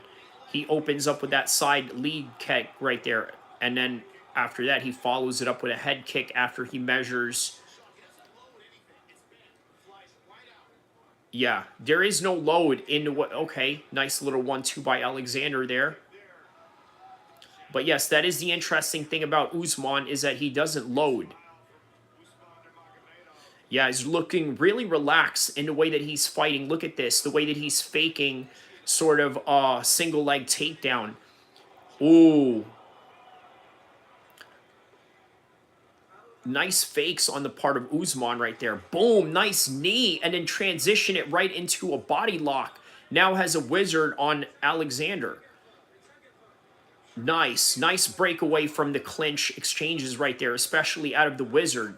Now he's back at it again in a rinse and repeat motion. He's going to go for those kicks. He's going to throw the oblique kicks if he leads with the lead leg. And then he's going to surprise you with some head kicks along the way. Definitely not gun shy. And one of the reasons, oh, there it is. Nice awareness on the part of Shelby to sort of dodge away from that spinning back kick right there. There's a front kick by Usman. Again, really no lead up or no wind up in the part of Usman. He just lets it fly, right? Just like what the announcers were saying earlier. And with this kind of style, it really does prevent you from being gun shy, because every moment you have an answer for every movement that you're doing. You have a purpose and you have a reason. And that reason flows so easily. It's not one of these emotional intentions that you have when, let's say, you're swinging an overhand right, or when you're swinging for the fences. Oh, wow, what a beautiful transition. He forms a body lock and then gets a slam takedown on that. Look at this. What is this? He may just get a finish right here if he really puts him in a precarious position right here, especially with a body lock. He now, okay, he escapes. Great scrambles right there. Here we go. Now, the stance switching, I think, is really important to sort of take notice with Usman Nurmagomedov right now. So right now, he's very comfortable in the orthodox position. But watch, he's going to switch it up into the unorthodox position at some point. Okay, nice head kick right there. Now he's fighting a little bit conventional in the striking aspect of things. Front kicks, nice teep kick right there.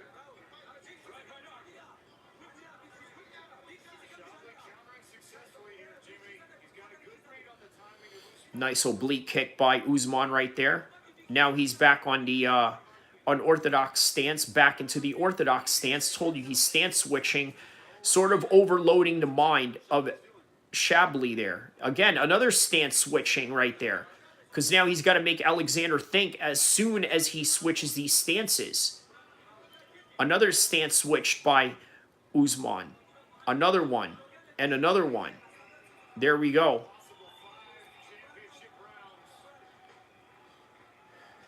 Now, there's a lot of volume in the part of Usman right now. A lot of it is not hitting, but many of it is used to sort of open one shot to another, if that makes any sense.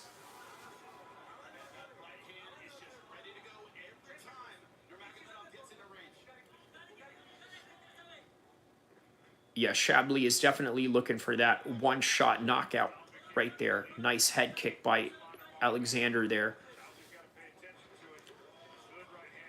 Right hand to the body by Alexander. Low kick by Usman.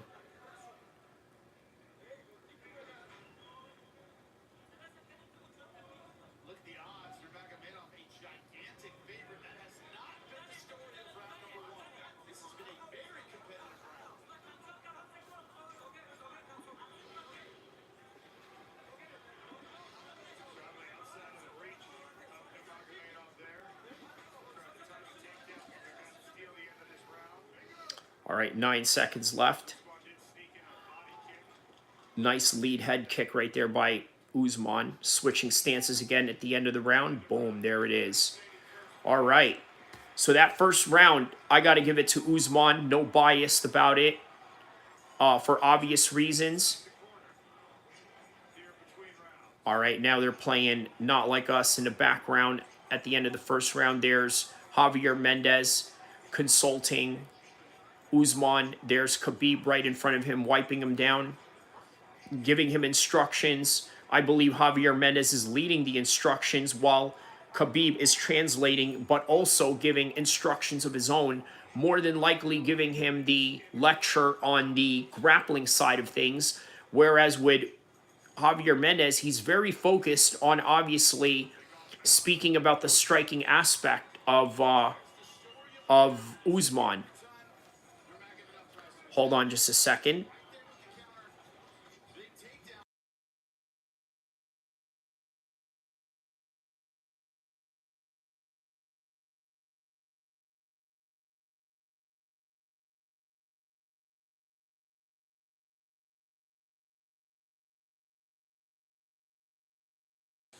All right, guys, round two. Here we go. Round two of this championship fight.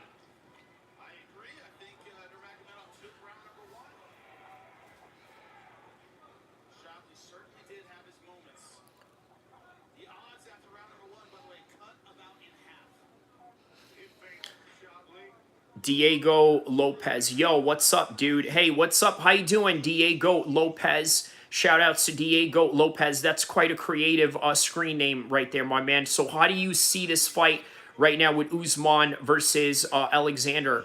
Obviously, the first round, I got Usman, and yeah.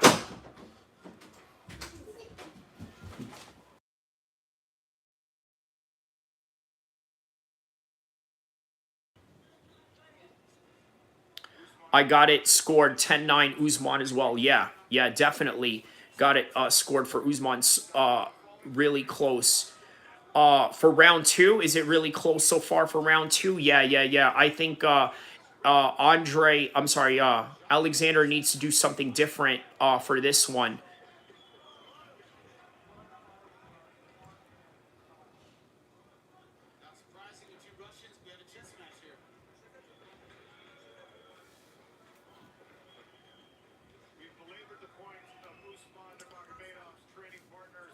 All right, stance switching on the part of Usman right now.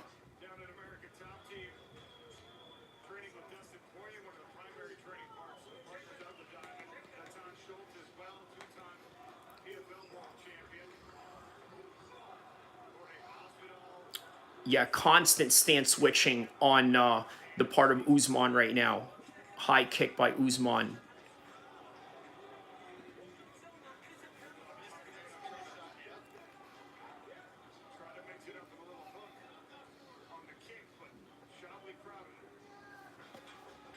Chablis looks sharp on the counters. He definitely does, right? Which is why Usman is really having to work for this striking battle right here. He really has to work for this one. He's not getting it that easily, and he also has to start mixing up the wrestling in this.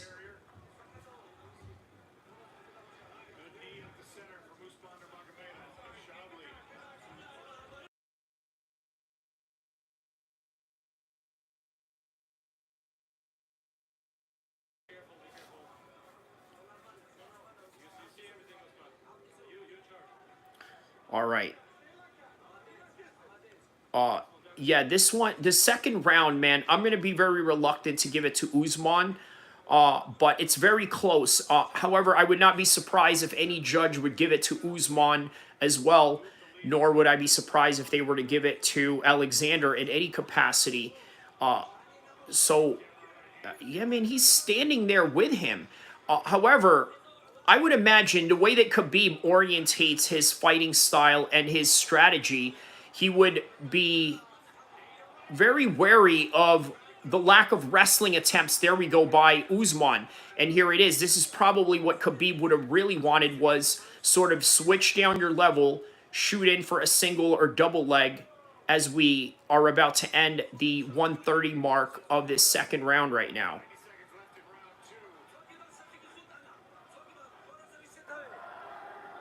Khabib is obviously giving him instructions in Russian right now. Nice knee by Usman right there. Usman landed the better of the shots in this round right now. Yeah, yeah, you're right, Diego. He definitely did land the better shots of this round right now. So, you know what? I'm going to have to agree with you on that. I would probably have to give him the second round on this one as well.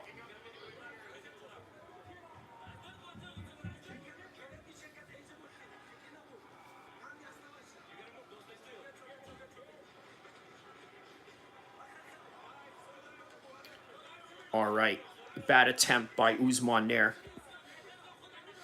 I'm going to head out. Got to go at my buddy's house, dropping a sub. All right. Shout outs to Diego Lopez, my man. And don't forget to tap in. Maybe next week I'm going to do a live stream for the Canelo and the UFC fight. But I will also do, yeah, content all throughout the week and all throughout the days as well, inshallah. Shout out to Diego Lopez. And have fun at your buddy's house, my man, as we are going to end the second round right now. All right, here we go. Be right back for the third round.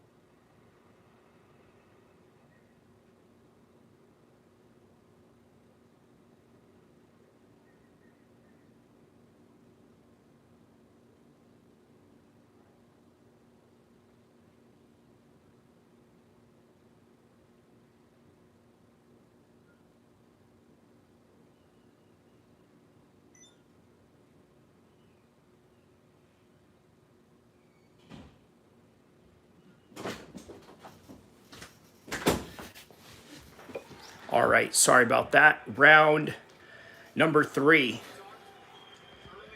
Here we go. Nice little side kick there by Alexander.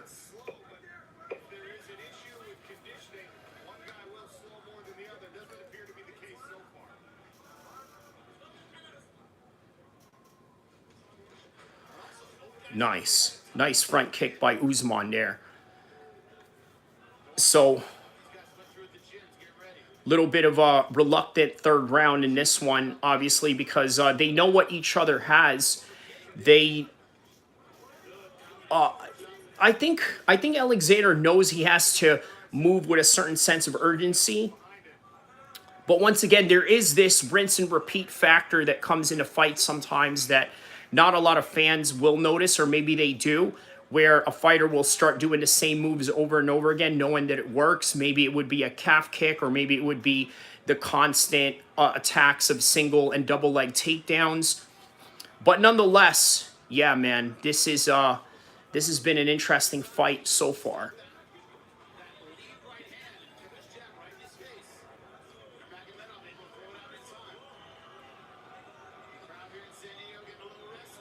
Yeah, the crowd is definitely getting restless in San Diego because what they're not understanding right now is the technicality that is involved with fighting somebody that is this high caliber, right? So this is something that not a lot of people really understand in terms of high level fighting.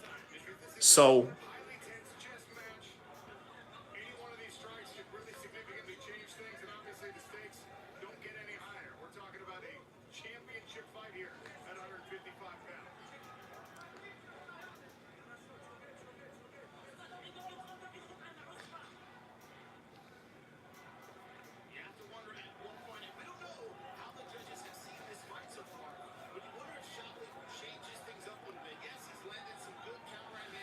yeah, Shopley doesn't look like he's going to try anything different, only because I feel as though it doesn't seem like or feels like he knows that he could do anything different.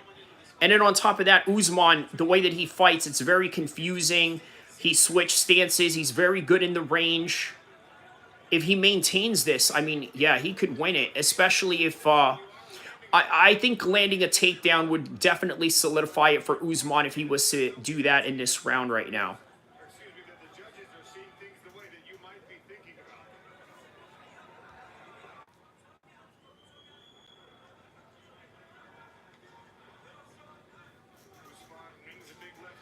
All right. 60 seconds left.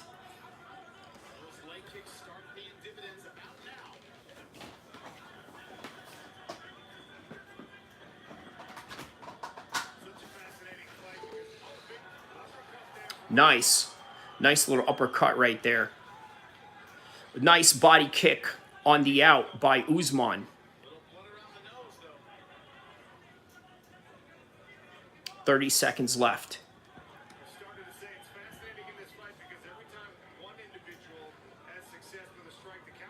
All right, we will be back with the fourth round, the championship rounds of this fight.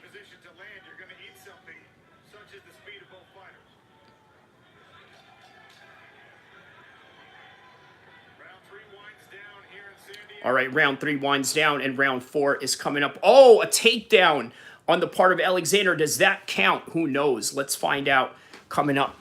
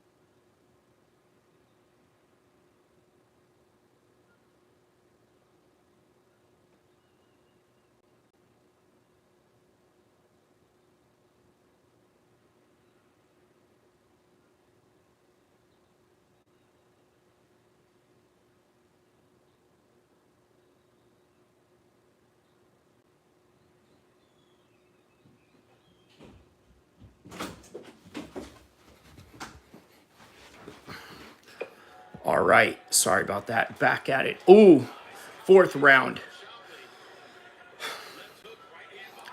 Oh, what is that? Oh, what is that? It was an eye poke. Okay. Got a little bit of an eye poke there. Okay, a little pause in the action, unfortunately.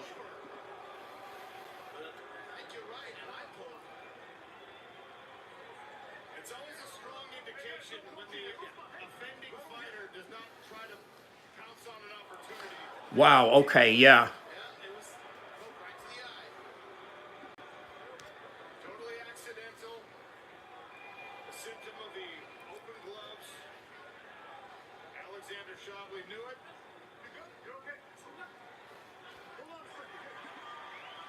All right, he said he's okay. He's ready to go. He said, watch your fingers.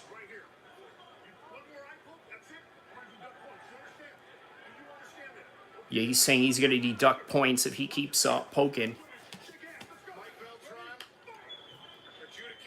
All right, here we go.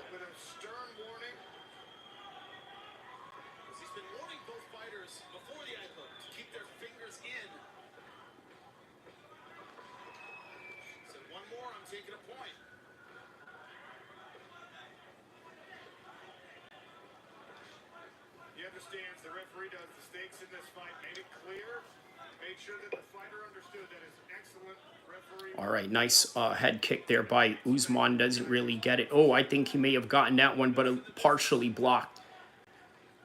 Good movement, just constant movement by Usman. Good feints right there. Real good feints.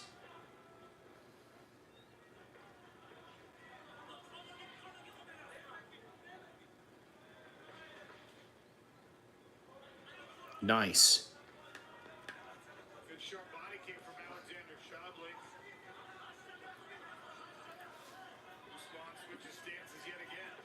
Halfway through round 4 now. Yeah, just the constant stance switching of Usman right here.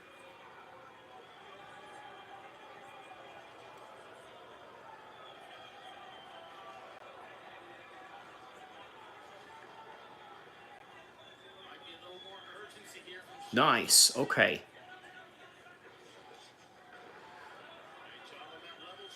Yeah, real lot of level changes there, but yeah, just good balance on the part of Usman. Going for a body punch right there. Looks like he was going to check a kick while he was coming in, gets in close range, gets into a body lock, knees right out into the breakaway. Little shake hands right there. Got about 142 left into the 4th round. Oh, that's a good kick by Usman. Oh, yeah, he's looking for it right here. Is this the finishing sequence that we could see from Usman? There it is. He's got him down. Looked like he was going for an anaconda choke. Now has him on the ground, sprawling. He's trying to sprawl on Usman, but Usman's just getting that neck. Now Usman's got him in a side control, now half guard position, sort of a half guard slash side control position. Nonetheless, Usman on top, looking at elbow, but I think Alexander is sort of defending himself well here after getting rocked like the way that he did. Yes, I think that is what Usman Nurmagomedov is sort of setting up for, huh? He's looking for an arm triangle there. Now Alexander Shabley is in the same corner of Javier Mendez, Omar Nurmagomedov, and Khabib, right in front of them, as he has a butterfly guard with Usman on top right now. Now he's looking for a leg lock attempt, spinning out of there from the scrambling positions.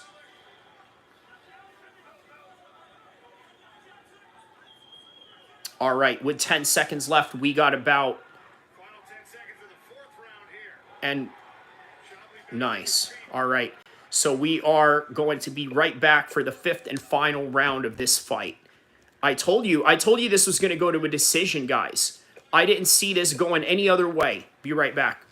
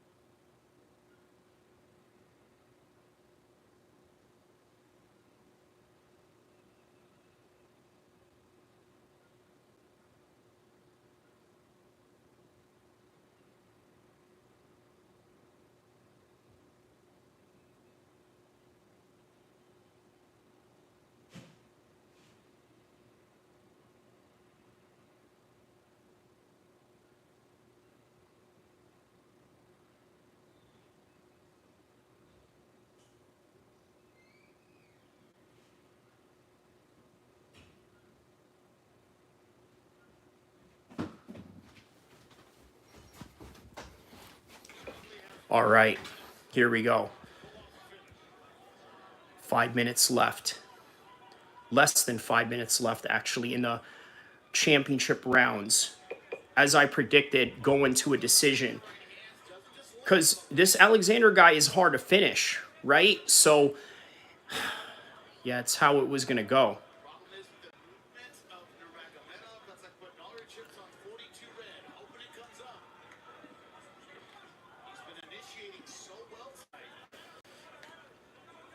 Yeah, really great entries by Usman. And then the constant stance switching, I think, is what made the difference in this fight.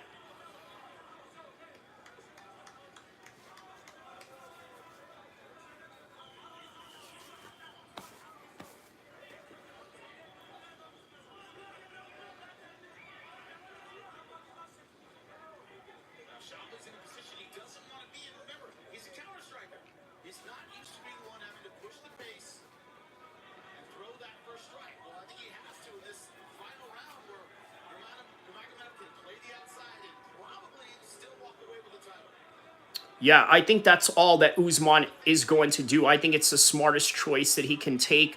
Just fight from the outside. And again, even if he was to lose this round, he would still win the entire fight. And here we go. Oh, what was that? You got a little slip there. I thought he may have rocked him momentarily. Not really, but less than 3 minutes left into the fifth and final round right now.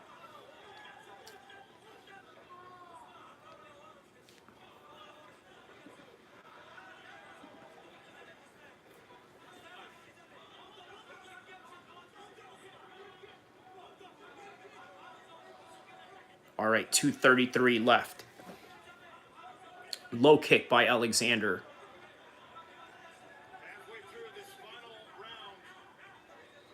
Yeah, we are definitely halfway into this fight right now.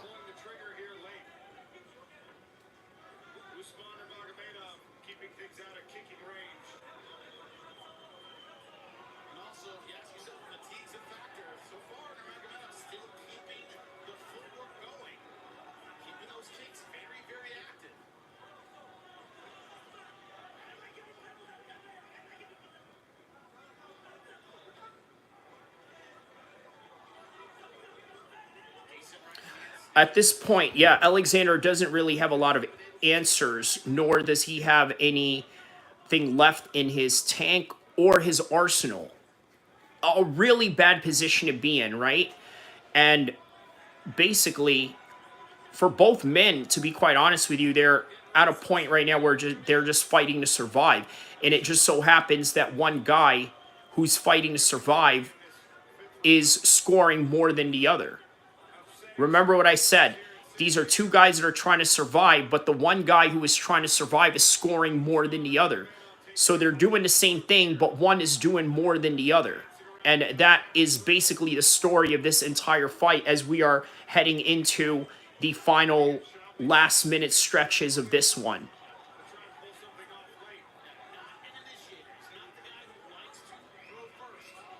Yeah, that's a good point by Jimmy Smith, right? Chablis is not the kind of guy that likes to go first, and that's a problem when you're dealing with somebody who's a high-level striker like Usman. But you know what? Great job on Chablis for just stopping a lot of these takedowns, and then on top of that, just really giving Usman a hard time in the wrestling department. But in the striking department, they're both even.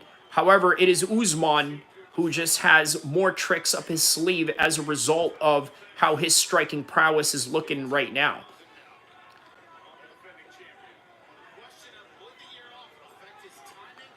All right, 10 seconds left.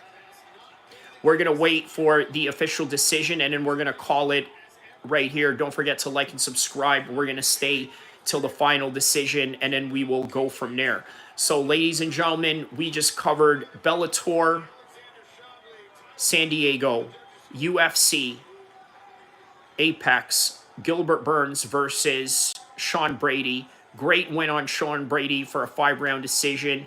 Just like this one, it's a great 5-round decision win for none other than Usman Nurmagomedov. let's stay until the decision is coming up. Or you know what? I think we yeah, we'll wait till the official decision right here, and then we'll go from here. So the story of the fight, as I was telling you guys, at some point there comes a point where it just becomes a wash and repeat type of scenario, and that's what we basically had witnessed. When one guy, or two guys rather, are too comfortable in the way that they're exchanging, and especially with one guy being a lot more dynamic in his striking, with the way that Usman was stance switching, the way that he was implementing different types of kicks and punches. Now, look, it's easier said than done, right? One of the basic things that they teach you as a beginner in Muay Thai is front kicks, teeps, roundhouse kicks. He was doing all of that. He was doing the basics plus more.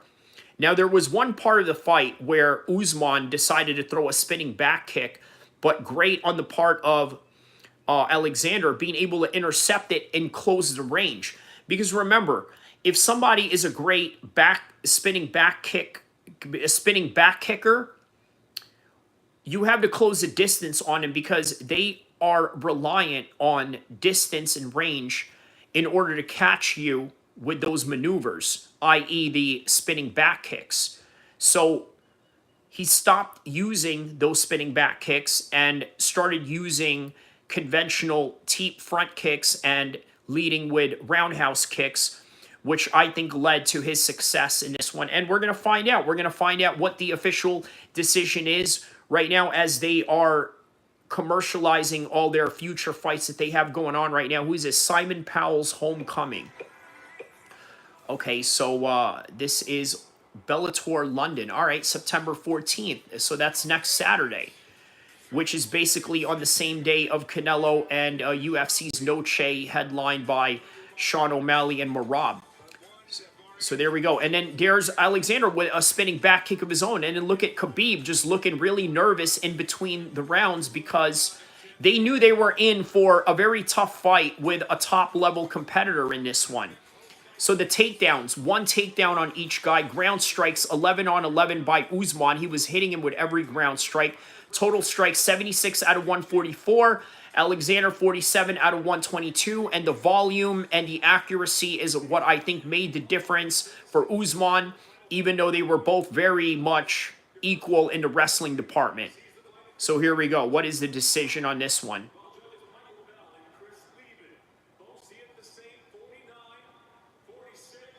49-46. All right.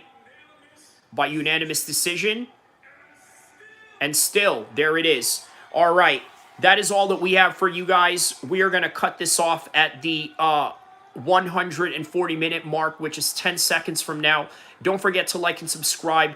Congratulations to Usman Nurmagomedov, and congratulations to Sean Brady, the two main event winners of tonight for September 7th, 2024. I am out. Like and subscribe. I will see you guys in the next content to come, inshallah. And by the way, I'm going to leave it off with this. How weird is it that they ask Khabib first before they ask Usman? But nonetheless, it is Bellator and not the UFC. That's just how they do things. And we'll go from here. Inshallah, like and subscribe. I'll see you guys in the next one. And check out my latest content on my videos and on my live section and my community. Take care. Have a beautiful weekend. Inshallah.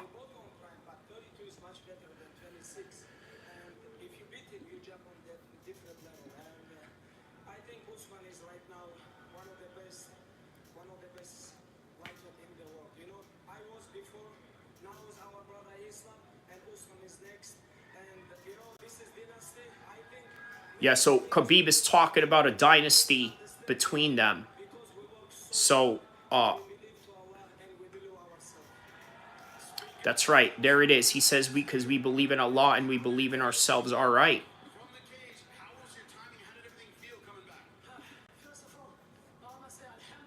He's saying Alhamdulillah.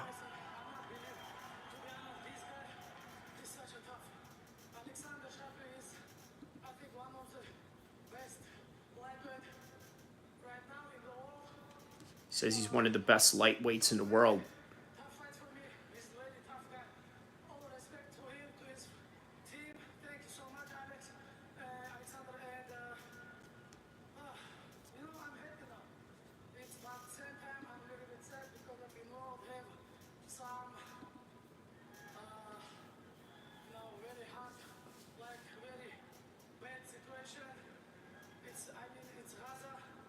Yeah, he's saying something about a bad situation.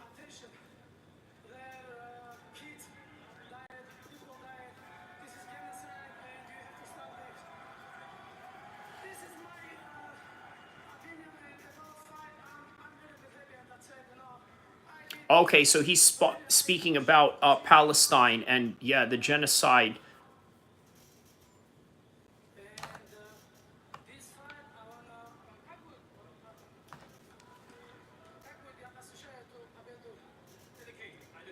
Okay, he's saying he wants to dedicate this fight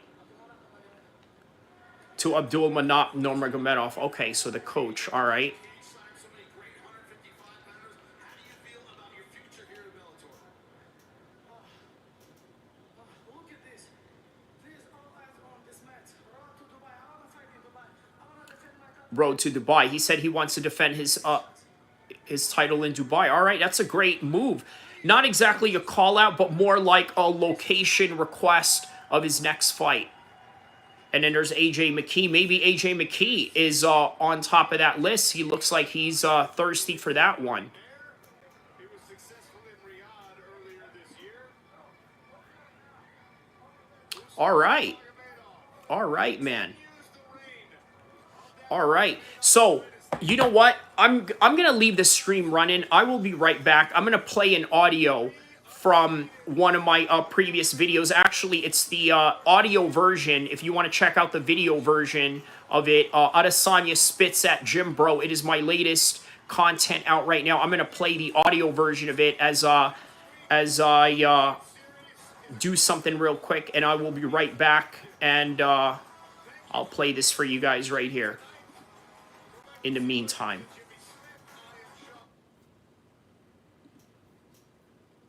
Brady, on top of the fact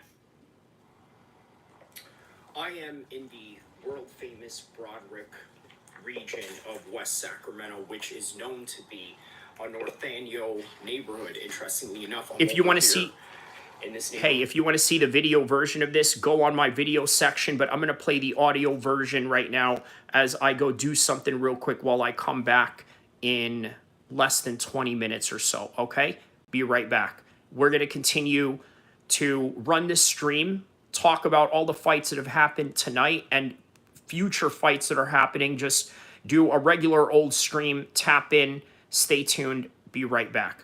Been wearing blue, but that's neither here or there, nor is that the topic at hand that I'm going to discuss with you. What I'm going to discuss with you is real tough guys versus guys that are just faking the funk, right? And again, you come around a neighborhood like this, it's nothing but just straight tough guys over here, right? Some for the reasons of survival and some just for the sheer reason of chaos and causing such of that particular way of leaning towards life. But anyways, understand this.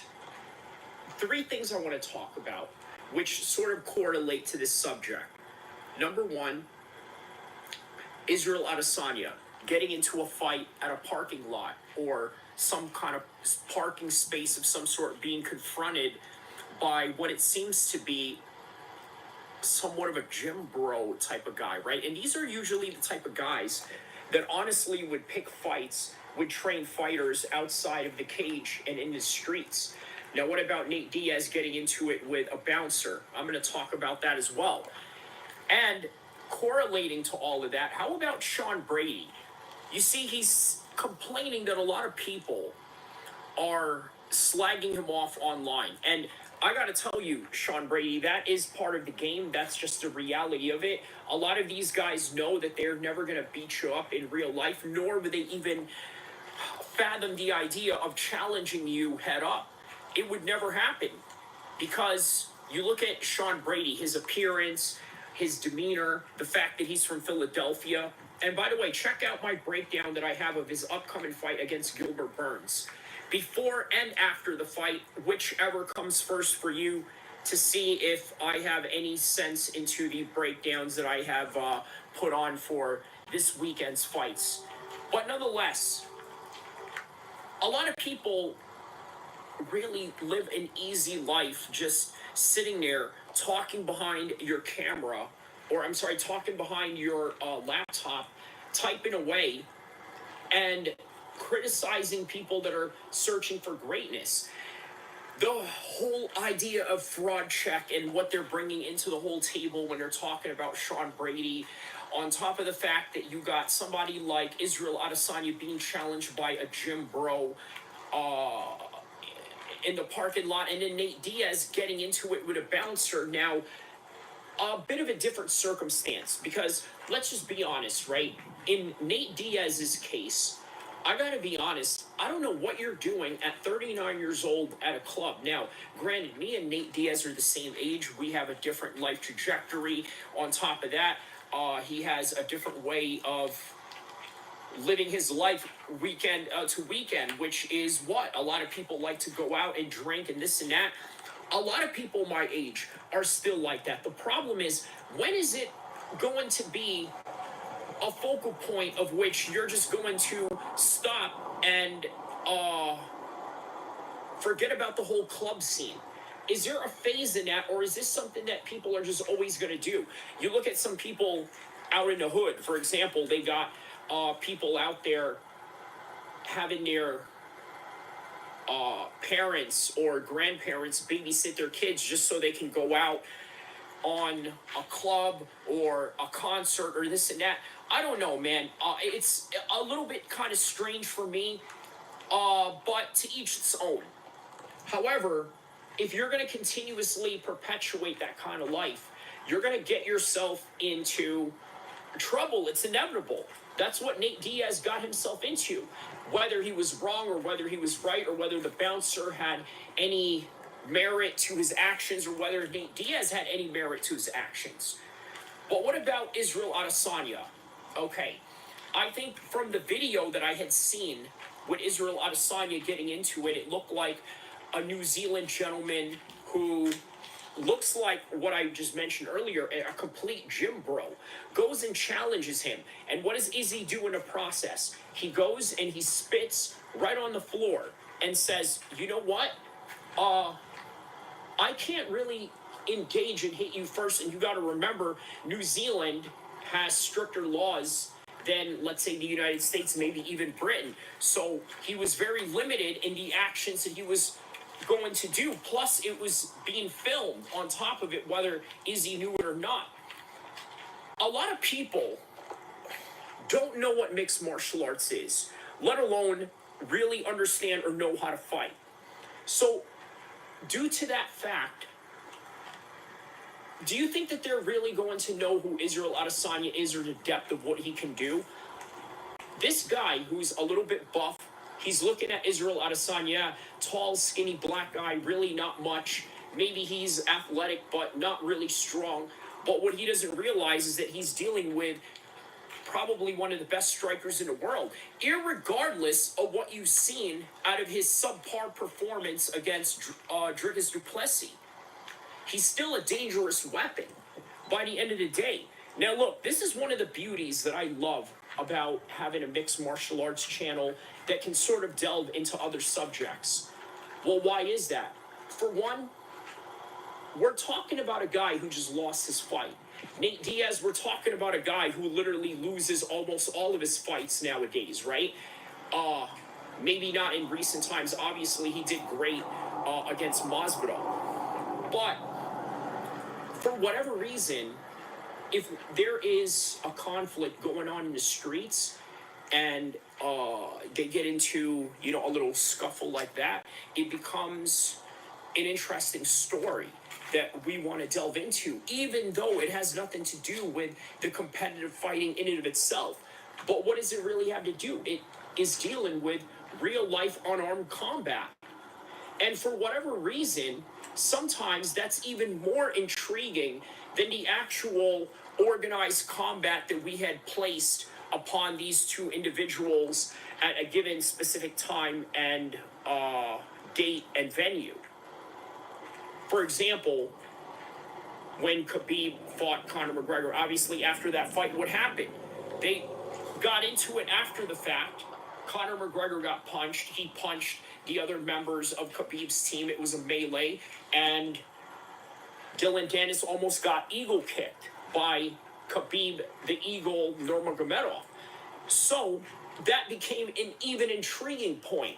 And I guarantee you, right after that fight, just within that split second, I guarantee you the pay-per-view jumped even higher after the fact because people were being told, and all of a sudden they pressed that button. And just literally, when the main event was over, people had already purchased the pay-per-view after the fact, knowing what was going on, and then rewinding back to the main cards, prelims, all the way to the end of the night where you had that melee. It was an intriguing point. But again, combat sports isn't always just about covering the winners or covering the champions. It's covering everybody else, whether it's through the thrill or the agony, as what you see in the UFC YouTube clips. So now, what can we learn from this? That there's a lot of people out there who are very ignorant to fighting, let alone ignorant to understanding mixed martial arts and the depth of what these guys can do. Did we also learn that there are people out there that are always going to criticize you no matter what you do? And anytime that you lose, it's a low-hanging fruit. Anytime that you win with a slight loss or a slight vulnerability, it is somehow going to be used as a low-hanging fruit against you because they just don't like you regardless. Is that what we learned out of this whole entire subject? Maybe. Did we also learn that there are people out there who have overinflated egos in terms of overestimating their ability? Now, here's the thing. There are guys out there, I'm going to be really honest with you, guys out there that I'm really scared of and can't fight. You want to know why? Because even though they can't fight, and even though I have that leverage over them, I still have to worry about the fact that they have other means of reprisals, if you know what I'm saying, right? So, again, a person doesn't have to know how to fight for me to be afraid of them. We're all afraid of the government, obviously, because we are not out there trying to piss them off, right? Obviously, if you're, a law-abiding citizen and whatnot, because violence is the ultimatum that comes with that, and something that most people don't want to face because they understand the consequences. However, there are people out there that are very ignorant to consequences. Either they've lived a very privileged life due to the fact that they've never really tasted that, or they've been in situations where they just felt like they could never be touched, and they keep dodging, slipping away, and being able to run roughshod without any particular pushback. Right? So, once again, what does that do? It overinflates your sense of ego. It overinflates your sense of understanding reality. And this is why you have guys like Izzy in that current situation that I'm talking about. And this is the reason why you have guys like Nate Diaz who are still going out clubbing at 39 years old, which ultimately just does nothing but bring you trouble. There hasn't been a time anywhere where anybody has gone out and just thought it's going to be an innocent night. There's a lot of things that are involved in that. There's egos involved.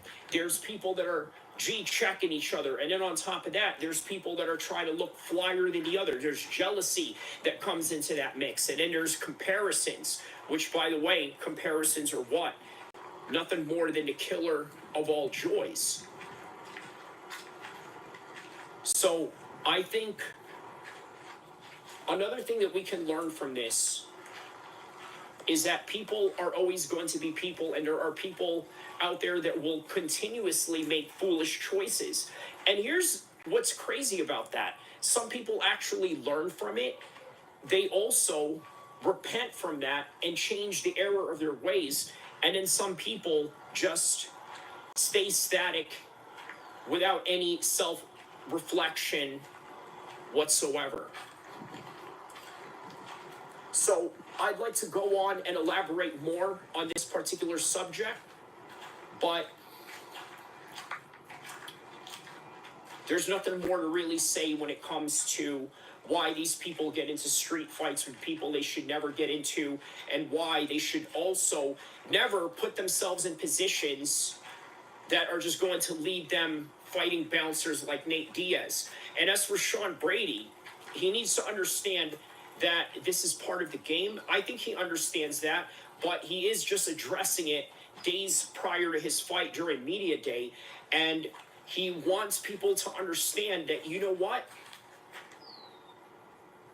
In a way, you're affecting me. Look, here's the thing, right? People pretend that what people say online doesn't affect them. It really does. I hate when people dismiss the idea that nothing penetrates them, right? And idealistically, nothing should. But what a lot of people don't really like to talk about is when that particular word that hurts so bad really penetrates your soul. Nobody wants to talk about that. Everybody wants to pretend that there's some sociopathic robot that has no feelings or reactions or any attachment to whatever it is that they've been called by, whether it would be a racial insult or a religious insult or some sort of sectarian vernacular form of verbal violence or altercation. People pretend that none of that hurts them.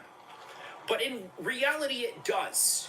Because why else would we respond or do something about that particular language and that insult? Why would you not, in the name of honor culture, go after that person? Right? If it doesn't hurt so bad. Apparently,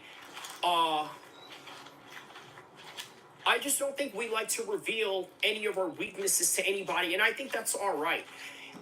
The other thing I want to address on this is I think a lot of people also love to say that we should all address our weaknesses, especially in a public forum. I completely disagree with that. I don't think there's anything beneficial revealing your weaknesses to the world.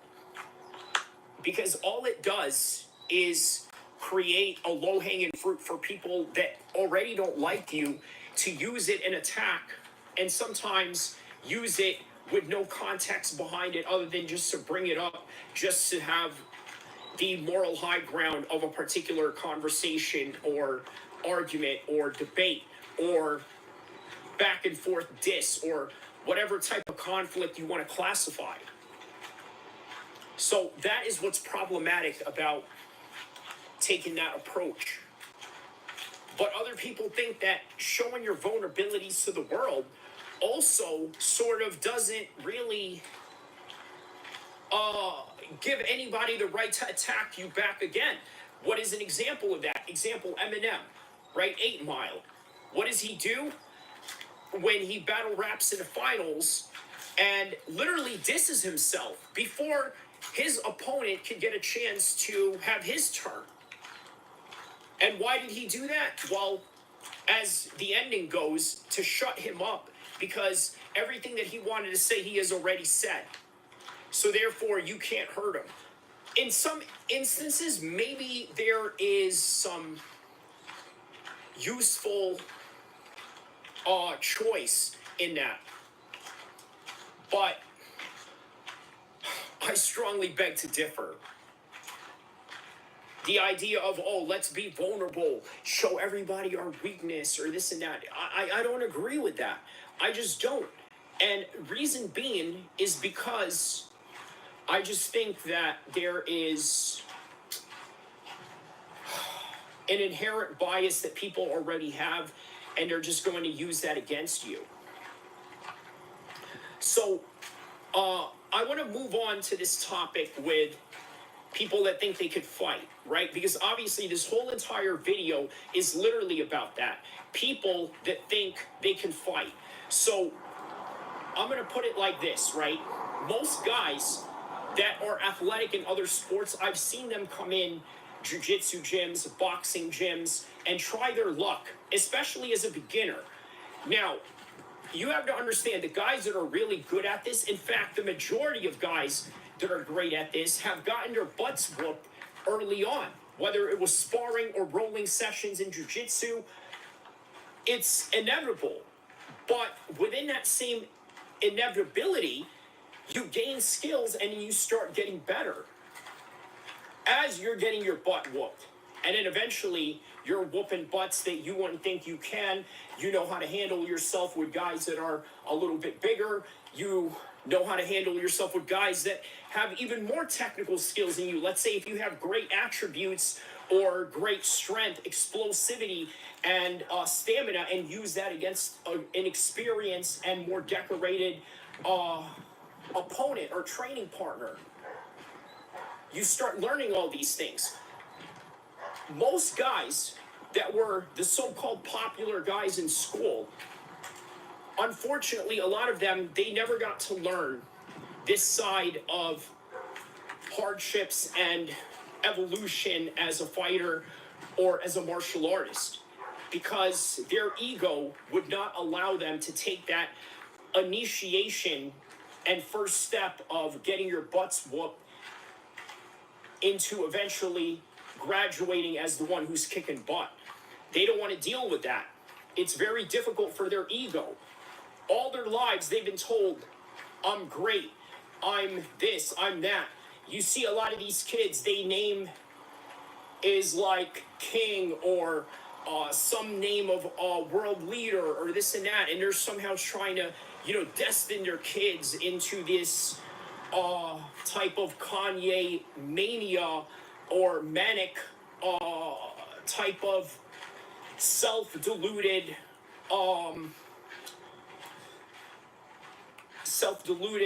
reflection or opinions of themselves, right? This is why you have a problem with narcissism in society today, because you have a lot of people that encourage it. And this is where I'm going to land the plane on this one, which I think you guys are really going to understand in full context, okay? The reason why the world today is full of narcissists is obviously because of social media. Now, what is it that social media provides for our marketing to the world? They highlight our best, but they never highlight our failures. And as a result of that, we're creating this world where our egos are predicated on our highlights and best moments, but never the definition of the struggle or, let's say, the hardships that we would never dare show to the world.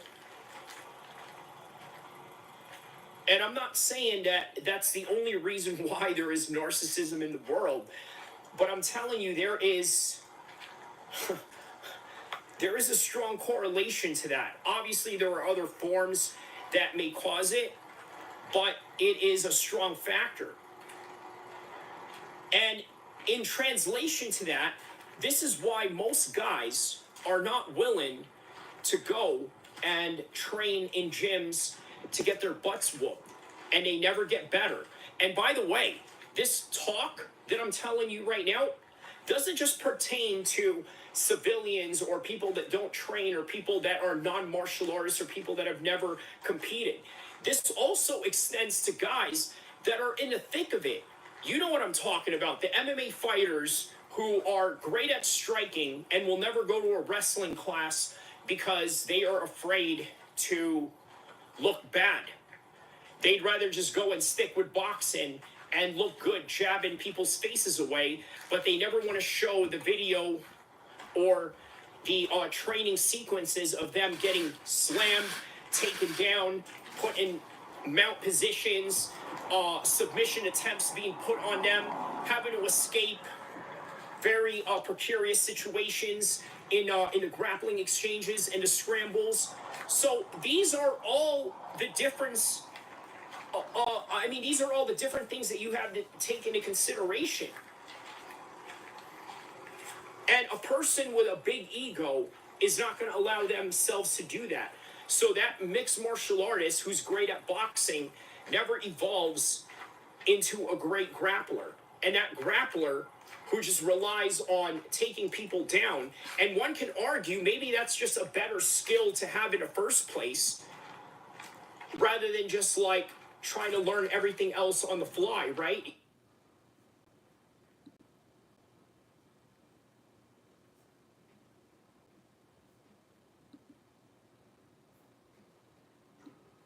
As if he was not marketable enough. Bilal Muhammad returned once again to the JRE podcast, and I have a couple of thoughts about this particular subject and the reaction to some of the subject matters that were discussed. For example, I think that one of the most underrated stories that Bilal Muhammad has going on is the fact that his wrestling coach is now his main coach. And not only that, he's also a Muslim convert based on the dawah of Bilal Muhammad. On top of the fact that, did I mention his coach is a former PFL champion? Which, by the way, one of the most interesting aspects that I took out of that was the UFC not signing him because they felt that he was too old. At a certain point, when he won the PFL middleweight championship, they felt as if he was not marketable enough, or it was one of those situations where they just preferred to sign somebody that was a little bit younger because they were going to get more years out of them. For example, if you were to sign the coach of Bilal Muhammad, the former PFL champion, into the UFC at an age of, let's say, early 40s, you got to ask yourself as a company how much of his time is going to be worth for your investments towards this fighter. And the answer is, well, maybe very limited. As a result of those limits, it is the reason why we weren't able to see how he was going to compete in the UFC. Also, what they talk about were some subject matters regarding, let's say, what do you call it? Oh, what is this? Hold on a second. We're on to something here. Oh, wow, what is this? A little,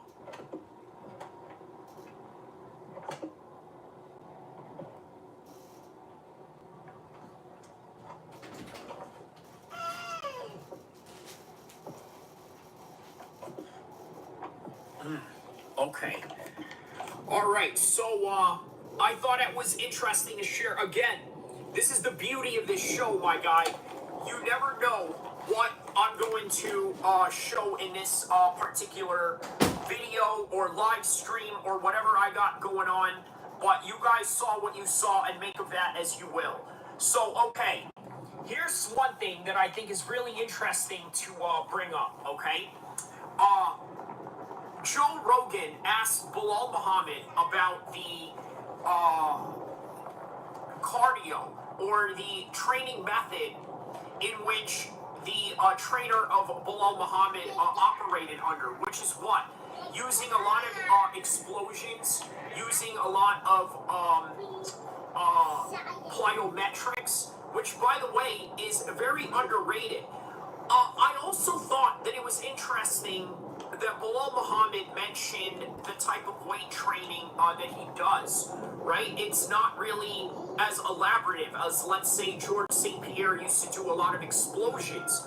And although what's interesting is that at some point, George St. Pierre started applying low-impact training, which exactly is what? Low-impact training is something to the effect of, let's say, doing a lot of stretching, doing a lot of different things for your body in terms of recovery, doing different methods of, let's say, light sparring in some days, in some aspects. So again, not to try to bore you into the aspects of Bilal Muhammad's training methods, although it is interesting to point out, because one thing that is important is that there has to be a certain regimented aspect of stamina training, which, by the way, Bilal Muhammad definitely delves into a lot.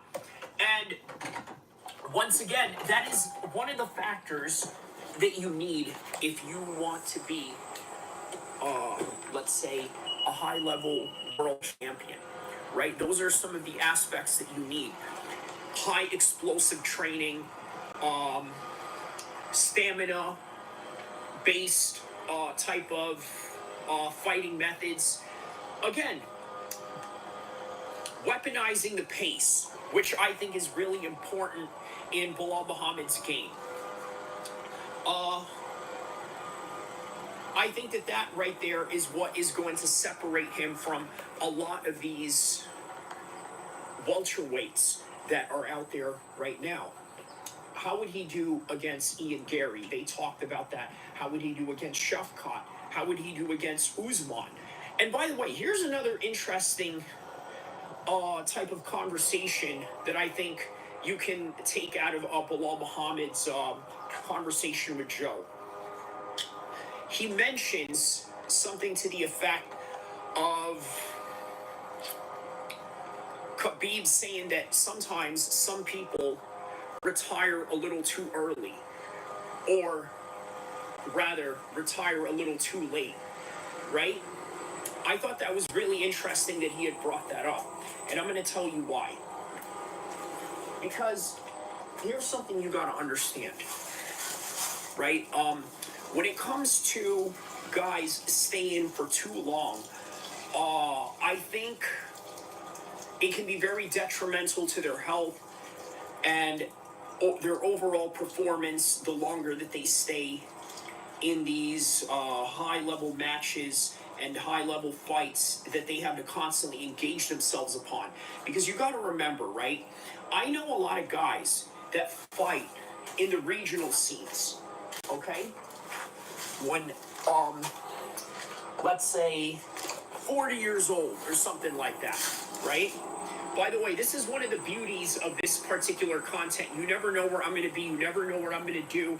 I don't edit any of these things. I'm as real as it gets, and that's what it is. So going back to what I was saying, man, I'm going off the tangent here with what I was saying. Okay, so I know a lot of guys that are in their 40s that fight in the regional scenes, okay? I know a guy out here in Sacramento. I believe his name is Jamie Jara.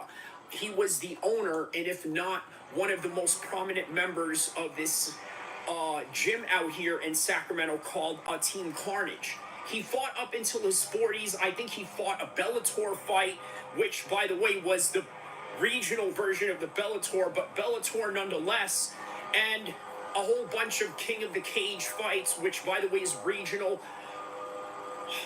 I think this is sustainable, okay, because there's just a certain level in the regional scenes that you just don't get in, let's say, the UFC. So it's less dangerous. But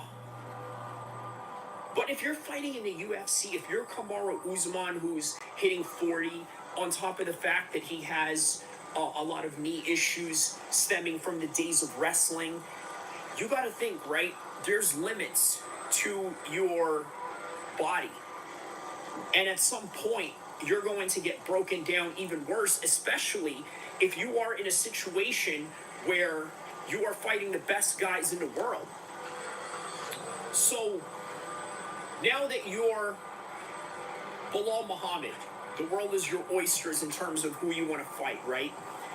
What I took out of that conversation is that it seems Bilal Muhammad is, how do I say this? He's going to be one of those fighters that are going to take all comers. Okay? The fact that he's willing to fight Shafkat first, look, here's the thing, right? He may fight Usman, he may fight Shafkat, but the fact that he's throwing Shafkat there as a number one choice tells you a lot about his character as a champion. He wants to test himself And not only that, he wants to fight the best guys in the world that have a hard puzzle to solve. Because let's face it, Shafkat is at a 100% finish rate. All of his fights are finishes. So he is basically the Arthur Beterbiev of MMA, if you really think about it. And their weight classes are within close proximity, because obviously 175 and 170 in the UFC is almost the same thing, right? But it is a hard puzzle to solve. And what I think is really interesting about Belal Muhammad is that he's willing to try and solve this puzzle. And I think that he can. And why is that? Because of what I just mentioned earlier. You have to be able to weaponize pace. The way that Belal Muhammad was able to train, the way that Belal Muhammad was able to, let's say, build his body up in the training regimens that he did. 5 more minutes. 5 more minutes. Which, by the way, consisted of full body workouts or isolated strength workouts such as bench presses and things of that nature, or squats. And here's an interesting thing, right? A lot of the weightlifter guys are going to be very shocked to hear this, but most fighters lift literally only once or twice a week. And if you are really trying to build your strength up, or All right, 5 minutes and we will get to the bonus stream, okay? The bonus stream is going to be very random. We're going to talk about just random things. You know what? For all you know, I may just pick up my phone right now and just go for a walk and then talk to you in the middle of the night and make that as it will. So we'll go from here. trying to build a certain level of conditioning or athletic ability, maybe you'll do it 3 times a week. But no more than that, because obviously there is hyper focus on the combat, Be right back. athletic methods of things, right? Training the application of combat, the striking, the grappling, and all of these drills that you have to continuously do, and the repetitions that you have to emulate round after round. That has to be in prime focus. And I also thought that it was interesting that Belal Muhammad's coach has the same philosophy as Khabib, which is what? Wrestle. Wrestling is a very important aspect of mixed martial arts, right? In fact, I'm going to be very confident into saying it's 80% of mixed martial arts. Wrestling is 80% of mixed martial arts. Now, why is that? Well, for the simple fact that everything is predicated on wrestling. For one, what are some of the things that Belal Muhammad mentioned with Joe Rogan? He said to him, you know what? This is what our coach does, right? We do hand fighting for 2 minutes, and then we do, I don't know, push-ups in between that or something to that extent. And then what it does is it prevents a lot of guys from really hitting hard during the sparring right after. Because this is what I mentioned with the Dricus du Plessis conversation in the last few videos. I had mentioned that Dricus du Plessis' technique does not look as crisp as you would see in Israel Adesanya, due to the fact that the lactic acid that he builds up in the way that he trains gives him those certain habits. And therefore, it is instinctual now for him to throw a punch a certain way, as awkward as it looks. But with the attributes that he has gained through the physicality, makes up for the lack of that technique. And this is why I say there is no right way or wrong way to do anything in mixed martial arts within the other compository sports that are involved in it, but rather it is an application of sport that is literally a sport of its own and can't be compared to or somehow judged in the same metric as, let's say, boxing. Because in boxing, guess what? What are you just really dealing with? Just nothing but punches all day long, and then your foot moving and this and that, but you don't ever lift your feet. You don't ever use it as a strike. You don't ever use it as a method of weaponry. So I also thought one of the interesting conversations that they had brought up was that there's a lot of guys that are, let's say, high-level strikers, right? Oftentimes they want to avoid doing grappling classes or grappling sessions. And I think a big part of that is based on their ego. It's sort of like you're an expert in one particular field, right? And you know your stuff, you know everything that consists of this subject matter. But the issue is that now you have to try a new discipline that you're not familiar with.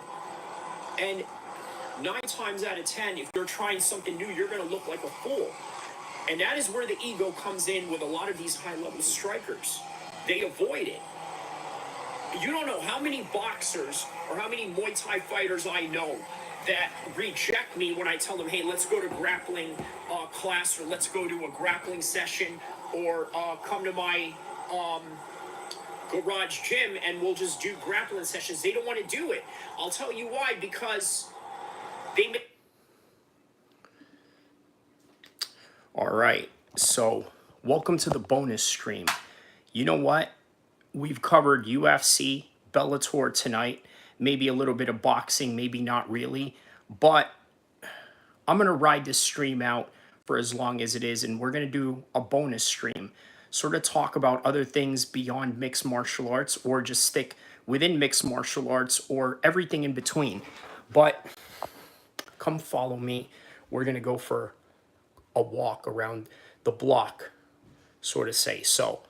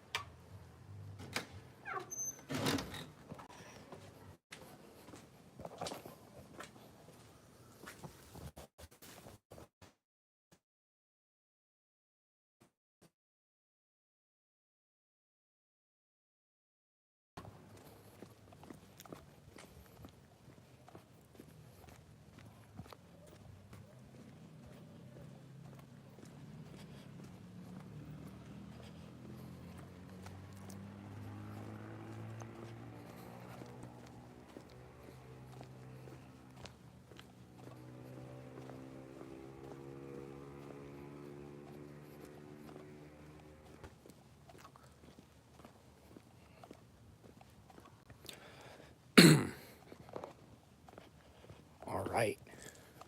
I know it's a little dark outside right now, but yeah, man, welcome to the bonus content. literally literally, like, not midnight. It ain't midnight. It's obviously 10:30 out in the West Coast right now, right? We just saw Bellator, San Diego, and then UFC Fight Night, and another Apex card. And I gotta be honest with you, man. You know what? The majority of mixed martial arts websites or channels and YouTube and things of that nature, I gotta tell you, man, they're a little bit redundant. They just do like almost the same thing, just the same type of format. Okay, yeah, let's talk about this. Let's talk about, the matchups. Let's talk about the fights. And then that's it. There's really no other extensive substance behind it. For one reason or another, I think, what a big part of that is, I think that a lot of people just want to try to play it safe. There's a strong reality to that. If you play it safe, you are sort of stuck in this certain algorithm of a niche that you sort of put yourself in. For example, obviously, most people put themselves in a mixed martial arts box, right? Well, do I put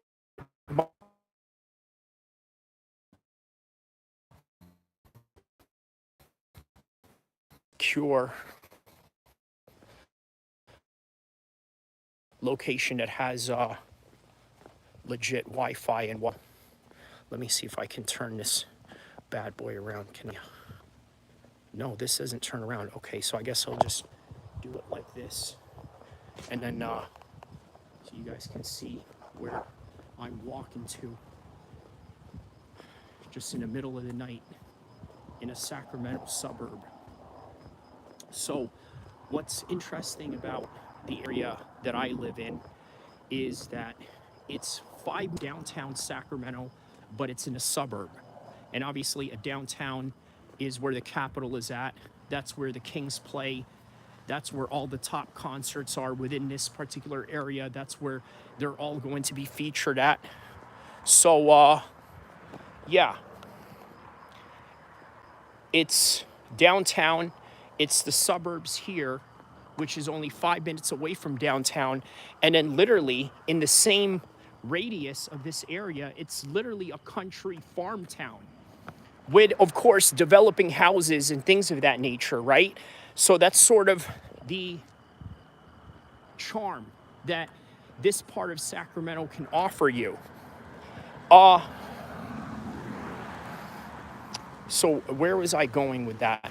Oh yeah, just kind of giving you an introduction of the area that I live at, the town that I'm at, and things of that nature. And yeah, just trying to kind of randomize this, live stream in a way, doing something a little bit different.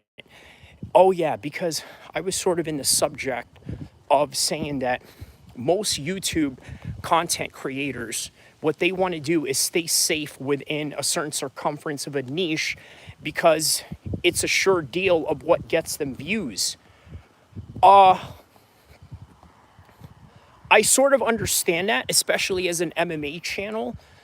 But at the same time, you got to ask yourself, do you want to be just an MMA channel, or do you want to expand and evolve something beyond that? Now, the challenging part is trying to sort of evolve yourself from that particular category, right? Because you look at Jesse on Fire. Obviously, ever since the Trump shooting, his channel blew up and literally overnight turned into a political channel. Now, he's still an MMA channel. He obviously covers fights. Just like myself, he covers fights that are sort of mainstream. Like, you're not going to see me really cover, let's say, local, regional fights or anything like that. Unless, of course, if it's one of my buddies or somebody that I know or a relative that's fighting in it, right? But other than that, I don't cover regional MMA or not even Cage Warriors, let alone King of the Cage, which is a prominent organization out here, or Gladiator Challenge. That's another prominent organization out here in the world of regional MMA. So I'm sort of glad that I can bring up the topic of regional MMA after we had gone through an entire night of watching Bellator San Diego and UFC Apex, another UFC Apex card, which, by the way, as you would imagine, many people would probably find very redundant and very just plain Jane to a certain extent, right? And one has to wonder, okay, there is some truth to that, but at the same time, you got to wonder too, right? Like, does it serve a purpose in any kind of degree? Like, that's the question we got to ask about the apex, right? Does it serve a purpose? And I think the answer to that is that it does serve a purpose, but not for the fans, okay? For example, I'll tell you this, right? If you're a fighter that is not really good at, let's say, big crowds, or you're sort of shy, right? Because you got to remember, man, fighting is one thing, but being a showman is part of being a professional fighter. And I'm going to tell you, people, okay, it's nerve-wracking because you're not only fighting a person. Let me tell you something. Fighting a person is the easiest thing you can do fighting.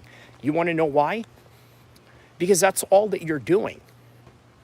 But guess what? When you're in that cage, you're not really just fighting another person. You're fighting the entrance music. Believe it or not, you walk in there with the wrong entrance music, that could mess up your whole entire vibe depending on who you are. And depending on who your opponent is and how scary his entrance music is, I gotta tell you, man, that can affect you in some kind of way as well. See, a lot of people don't think about that. They only look at the superficial side of fighting, right? They don't really look at other aspects of it, like, how do I explain this? Put it like this. When you're in the grappling exchanges, which is what you've seen Sean Brady do tonight with Gilbert Burns, right? A lot of people take those sequences for granted. And I'm going to tell you why. The reason why many people take those particular sequences for granted is because they don't really appreciate how tired you get in those positions. They don't really understand the extent of your lactic acid. They don't understand the extent of, let's say, your striking stamina versus your grappling stamina, because they're two different gas tanks. You want to know why? Sometimes striking can be aerobic, which literally is what boxing is classified as. Boxing is classified as an aerobic workout. Wrestling, judo, jiu-jitsu, and maybe even Muay Thai and kickboxing are considered anaerobic. You want to know why? There is a lot of speed, a lot of explosivity that you have to operate under, which ultimately is going to drain your gas tank at some point. It's important to know that, right? Those two mechanics are completely different. And a lot of people who are athletes that have never fought or have never gotten in a cage will not understand that. That's why for all of you that have followed my page long enough, I had this guy named Matt Spear, who I was beefing with, right, from the Don't Unfriend Me podcast. He said something to the effect of saying that, like, yeah, I probably have more stamina than you, or this and that. You don't look like you have a lot of good stamina. For whatever reason, he thinks that. But what he doesn't understand is, how many times have you, Matt Spear, gone out and hit the bag and tested your own particular set of gas tank in that department? Because they're two completely gas tanks, right? I would imagine he doesn't. Like most guys who think they're in shape, I mean, Anybody can be in shape. I'm going to be honest with you. But being in fight shape is a completely different realm of existence. You want to know why? If you're not doing something and you're not proficient at it and you're not working on it, how are you going to get better at it? Look, I'll give you an example of a few times I've been tired, okay, during, a specific sporting outing or whatever, or particular sport that I tried to do where I didn't have a lot of experience at it. Look, I'll give you an example. I don't get tired if I could go in there and box spar with somebody, right? It's not going to get me tired that easily. I've been striking my whole life. I've been wrestling almost my whole life as well. So getting in there, I'm not going to get tired as quickly as somebody who's never done it. Man, you put me in there and play basketball with somebody for whatever reason, I feel a certain level of tiredness that I never felt before because of the certain motions in my body that I'm doing, like doing crossovers or having to jump and block somebody or having to run up and down the court in certain positions that I'm not used to running. Like, for example, you go out and run on a treadmill, you're running in a straight line. You're not running in zigzags or these confusing positions or anything like that, right? So when you're running side to side in a way that you're running when, let's say, you're playing soccer or when you're playing, I don't know, let's say dodgeball or any sport, right? It's very different. It's a very different body of mechanics that you're using. And a lot of people, I don't know, man, they don't take any of those into consideration. Not at all. They don't take any of that into consideration. But if you know, you try a different sport, you're going to have a different reaction. Your body is going to react differently than you would if you were playing a different sport. Okay, so that's really all there is to it. So if you've never fought, you never competed or anything like that, man, I'm telling you, you're stuck. You're stuck. There's just no way. Look, I've told you guys before, right? I've had guys who trained in different disciplines before come with me to grappling gyms. And I'm talking about guys that are strikers. I brought in guys that were boxers into MMA and grappling gyms. Bro, let me tell you, when they hit that mat, it's a different feeling, okay? It's a different reaction. It's like a fish out of water. That's really the best way to describe it. It's a fish out of water.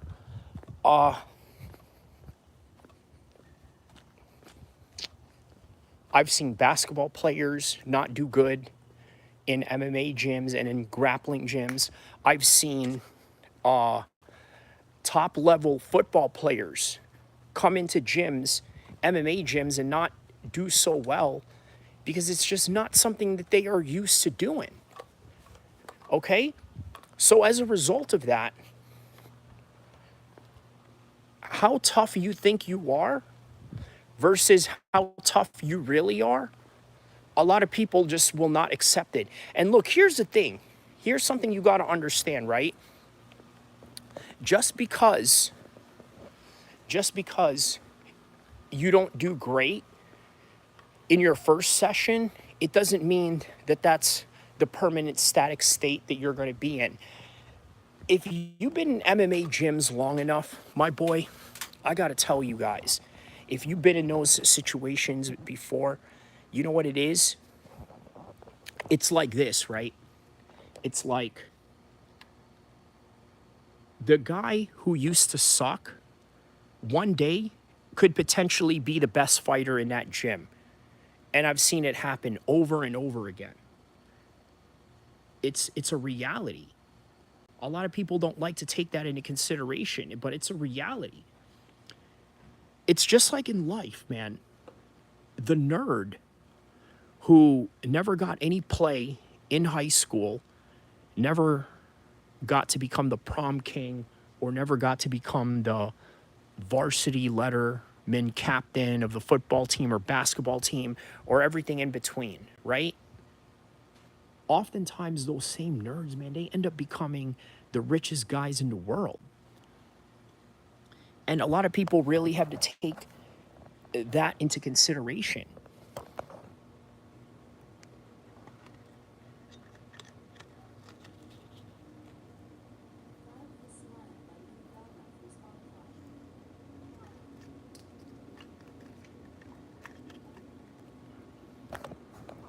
Sorry, excuse me for just a second.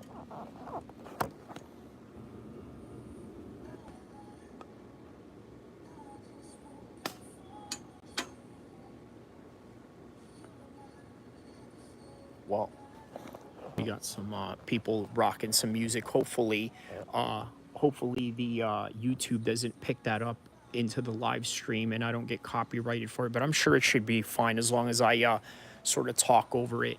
So yeah, look, as I was saying, man, prior to all this, right? Sorry if you're only seeing the audio right now. I'm somewhere dark, so I figured it's a good way to sort of keep the live stream going and whatnot.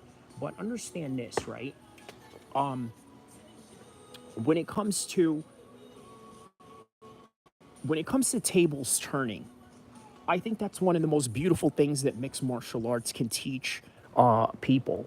You know what I'm saying? Like, think about it like this, right? Just as I was saying earlier, that same nerd that you knew in high school that was never the letterman, captain, varsity of the football team or basketball team, who do they end up becoming? Sometimes they end up becoming Mark Zuckerberg. Sometimes they end up becoming, let's say, I don't know, Elon Musk or something like that, right? Like, man, you remember 1980s, right? They had this movie called Revenge of the Nerds. And it's quite interesting considering that a movie like that, I think really sort of reflects the reality of today. Like you look at all those, like, man, I'm telling you, if you're not old enough, you're not going to understand what I'm trying to convey here with the movie Revenge of the Nerds, right? But it really has a component that has some reality to what is going on today. All the guys that are controlling the world. I mean, look at Mark Zuckerberg. This dude is literally influencing an election.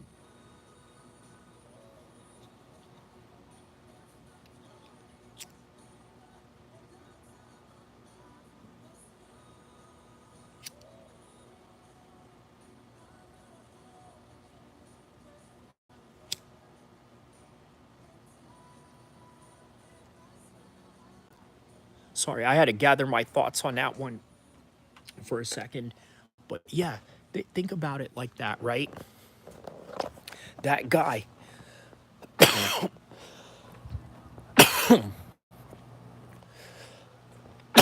sorry, that guy is literally, influencing the world. And you know what? Here's one thing that's really tripped out about Mark Zuckerberg, okay? The guy is a college dropout.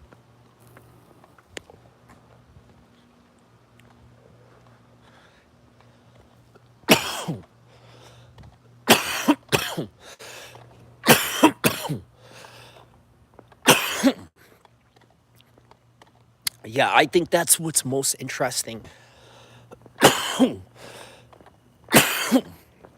Sorry. I think that is what's the most intriguing about Mark Zuckerberg's story is that he's a college dropout. And you know what? It kind of makes sense why a college dropout like Mark Zuckerberg would be appreciative of MMA. Now, why would a college dropout like Mark Zuckerberg be interested in MMA? Well, think of it like this, right? In MMA, And Frankie Edgar said this best. When he was wrestling as a young boy, he always used to come in second. He always used to come in third. He would sometimes come in fifth in state. But man, when he went to the UFC, he started becoming number one, becoming an undisputed champion. Whereas all throughout his entire combat sports career, he was struggling to gold medal, to become the state champion, or to become the number one at anything. But he comes into MMA and he's number one. And that is literally Mark Zuckerberg in a nutshell. Now, why do I say that? Because Mark Zuckerberg, he went to Harvard. Now, that's great. It shows that he's smart. It shows that he's intelligent. It shows that he's hardworking and ambitious enough to get in there. But he never finished it. Okay? Me, I finished college. I went to the same college as Tom Hanks, obviously Sac State, right? I'm a fellow alumni of that particular college. Okay, I finished it. Now, is that worth more than Mark Zuckerberg, let's say, not completing in Harvard? I'm going to say, yeah, I think it's worth a whole lot more than that. But at the same time, it doesn't define anything, because the UFC is just like the real corporate entrepreneur world. And what do I mean by that? Well, that's where it really counts, meaning that your accolades or lack of accolades that you had completed outside of college really doesn't matter in the professional world. And that's the bottom line about it. None of that matters. What matters is what you contributed in the real world, what you contribute in your tax bracket, the contribution that you give in terms of what you provide. That's what matters in the end.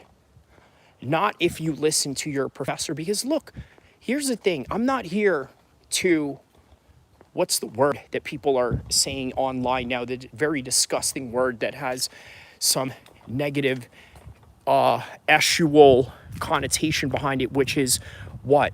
Glazing, right? Oh, you're glazing him or this and that. No, I'm speaking the truth. Like, he literally provided a service to the world, yet he was a college dropout. Now, what does it mean to be a college dropout? It means that you never completed the school.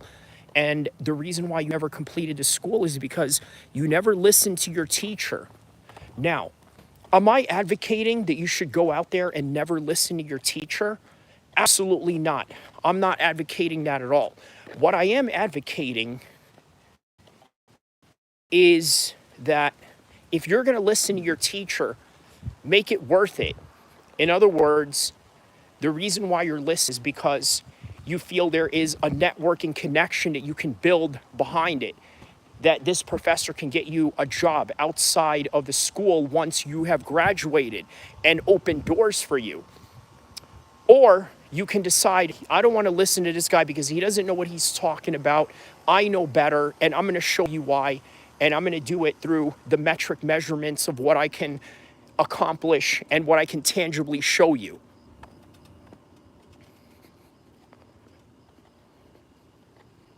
So those are the two choices that you have to make. So what exactly do I mean by that? What does that correlate to? And what does that connect? Here's where all of this connects, right? Right or wrong? Yeah, mixed martial arts is a lot more in-depth in terms of storylines and nuances to the stories behind it, because it's real, right? Meaning that there are no real good guys or bad guys is what I'm getting at. And that is what the reality of the world is today. For example,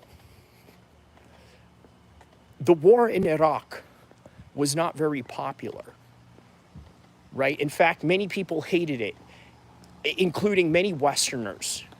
Okay, just as much as there were Westerners that had perpetuated the Iraq War, there were also a lot of Westerners that were extremely against it, and with good reason. And the reason why they were against it is because, let's be real, right? It's an inhumane invasion with no reasoning or evidence behind the provocation to any degree, right? You couldn't use 9/11 as an excuse or anything like that. But guess what? Throughout that particular war, it created an enemy in the United States that unfortunately sort of delved into the gray lines of being a homeland defender, for lack of a better term, and delving into the line of global terrorism. Okay, that was the interesting line that a lot of, let's say, the insurgents during that time had to experience. So, in other words, are there people out there that were against this war? Yeah. So naturally, if there's going to be a strong amount of people that were going to be against this conflict, then naturally there is going to be a wide range of people out there who are going to get out of their way and become the opposition of that occupation. And of course, there are narratives where people say, well, they are freedom fighters. Then others are staunch in the idea as to, connect the fact that they are all terrorists, right? So there's just a lot of these very gray lines that come with that particular type of conversation. Like there is no right or wrong. And that's kind of where I'm getting at.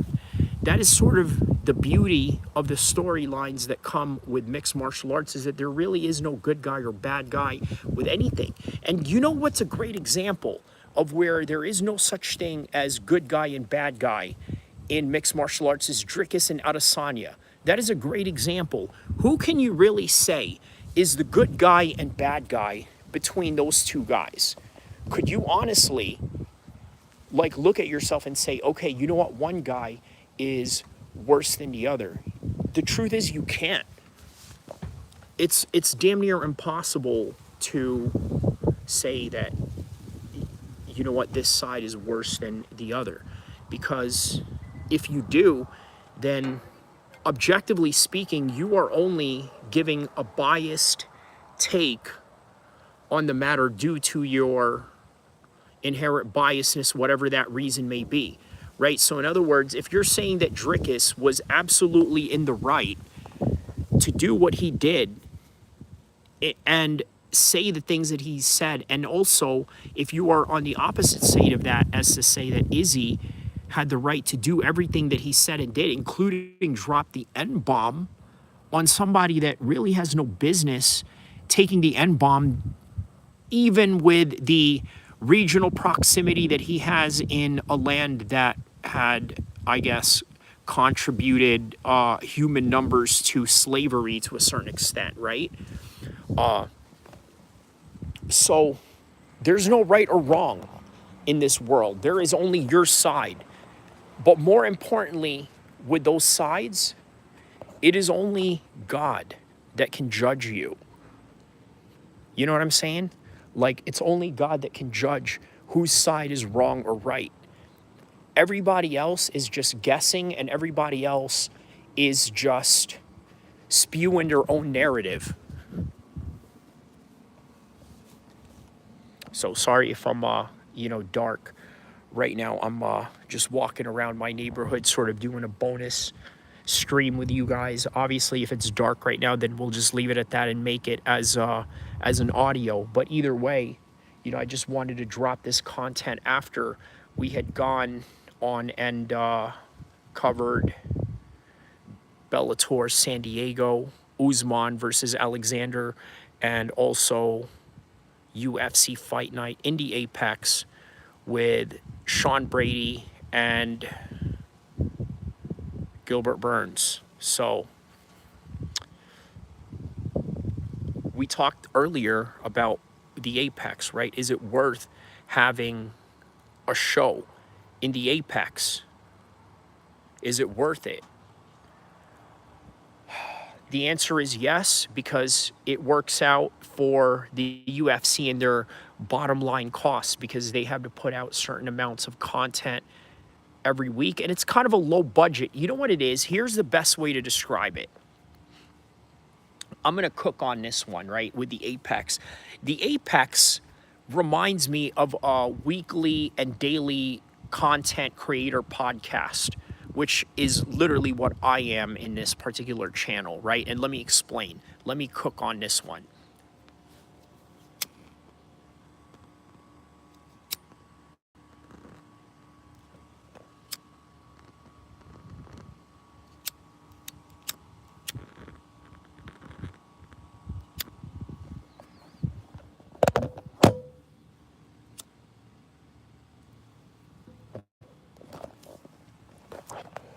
So why did I say that the Apex in the UFC is nothing more than a weekly podcast? Okay, a low budget weekly podcast, just like MMA Guru, just like me. You know what? Me doing this content right now, it doesn't cost me much. I'm literally doing this on my phone, and I've done a lot of this content on my phone. I've done some on an iPad.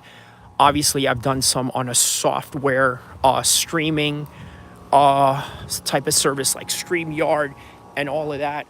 But above all else, I spent maybe a couple of dollars on a mic. That's about it. It's low budget and you can do it often. Let me explain that again. It's low budget, and within that low budget, you can do it often. Okay, that's the important thing about this.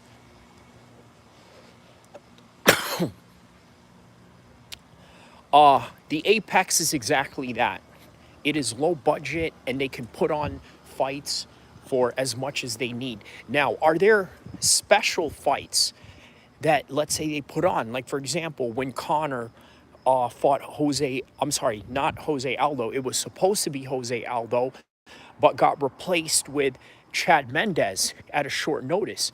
Now, is that a special event? Yes, because they brought out Aaron Lewis. They brought out Sinead O'Connor. May Allah accept her into Jannah. That's a special event. That was a special moment, and those are one in a few and a dime in a dozen. Okay, it doesn't happen as often, but they are necessary. However, what is necessary are the low budget, high volume content that is being put out. Okay, like this. Sometimes I'll let you guys in on a little secret, right? Sometimes I'll put out a 4 or 5 minute video during the week only because I need it to fill up the algorithm. In other words, keep me active in the algorithm. Because as you know, for any true YouTubers out there, what you know and understand YouTube is that they reward you with algorithm if you put in the work and you put in the time. Okay, and it is up to you to figure out how you want to do your content and how you want to go about it and what kind of visual effects you want to do or lack of. But ultimately, the concept of content creation is up to you to decide of how much you want other people to love it or hate it, or feel some kind of way about it to garner some sort of attention, i.e. views and recognition and visibility. through shares and likes. Okay? So that's what you do. You put on a filler. During the week, low budget, a simple camera, a simple shot, and boom, you just go with it. Just like that. So that's what the Apex is doing. The Apex needs to put out content because let's delve into the next subject. The ESPN deal with the UFC. In all honesty, I think there's a good chance that the UFC is not going to re-sign with ESPN once their deal is up. Now, why am I so confident in saying that? The UFC, for as big as it is, the other sports out there are a whole lot bigger. And I need you to understand that, okay? For as big as a UFC is, there are other sports out there that are bigger. And due to the size of the UFC, or the lack of, they are literally probably lower than college sports. You want proof that college sports in America is bigger than the UFC? And you're probably wondering, well, why is an MMA channel saying such disparaging things about the UFC? Well, because it's true. It's true. Would I like to live in a world where the UFC is bigger than the NFL and the NHL and the NBA? Yeah, of course. Every fight fan wants that. But in order for you to do that, you got to go and recruit millions of other people around you or around the world in order to make that happen. Or have a fighter that is so compelling with the likes of Conor McGregor or Ilya Tapora and do exactly that.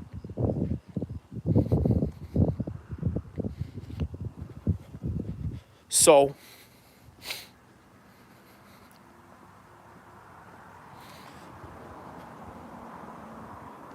I'll tell you where I was going with this is that the UFC is not going to re-sign with ESPN. Just like Reebok didn't re-sign with them because it was a bad mutual deal for both of them. Reebok tried to get in with the UFC thinking that, well, for one, the UFC was thinking that they were going to go mainstream because now they are sort of in dealings with a mainstream brand that's in basketball, that's involved in other sports entities and whatnot. But the reality is,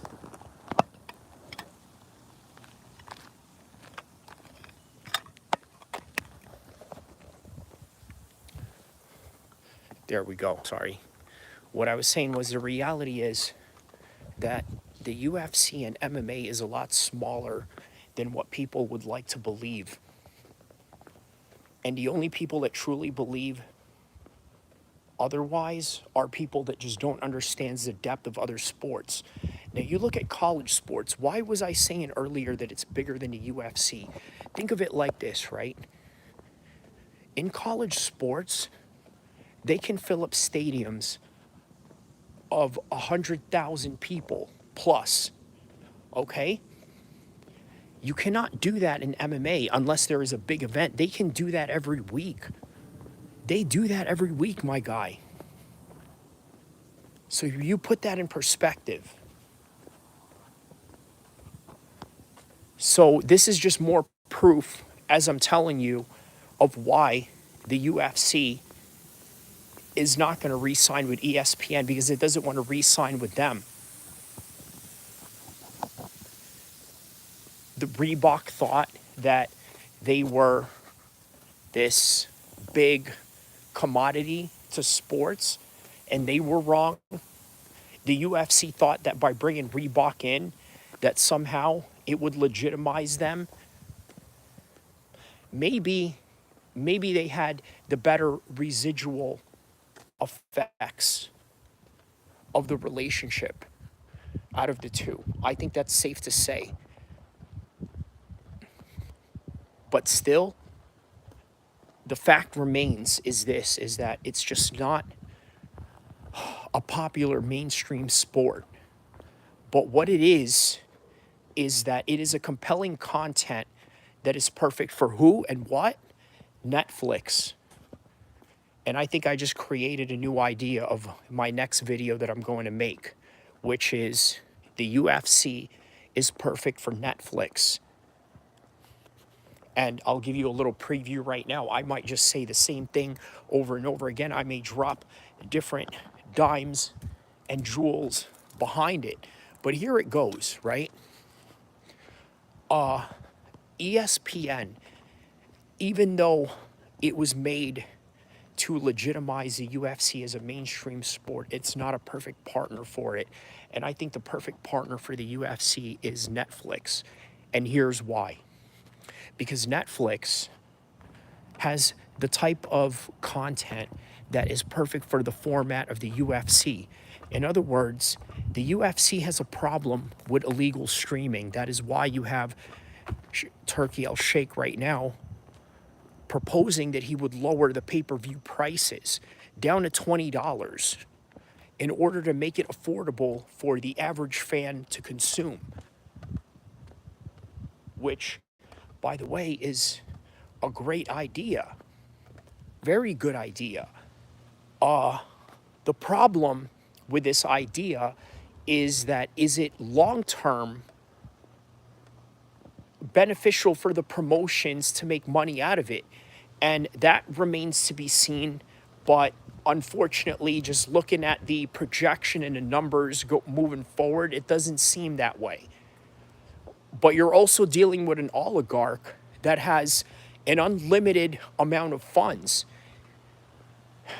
And as a result of those unlimited funds that the Saudis have, they're going to cause inflation within the market, because the demand for a certain amount of money that people are already spoiled by due to their presence in the world of boxing, many of those people are going to constantly expect that from the next guy. And it's going to do nothing but force every promotion in all of combat sports, including the UFC, to force their hand and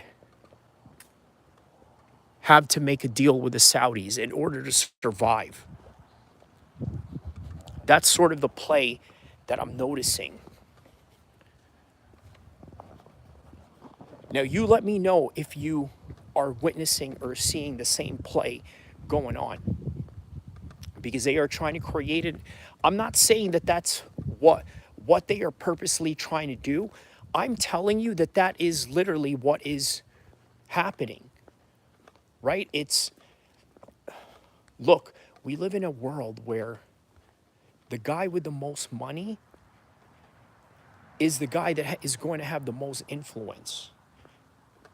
And it just so happens that these guys have had a tremendous amounts of influence towards politics around the world. And only now you're starting to notice, because you're a boxing fan and you would have never noticed otherwise. I don't think people who watch baseball would notice, because guess what? Right now, the Saudis, they're not in the business of baseball yet. But when they do, you're going to know and understand the extent of their reach if you haven't already understood or seen that in the world of geopolitics.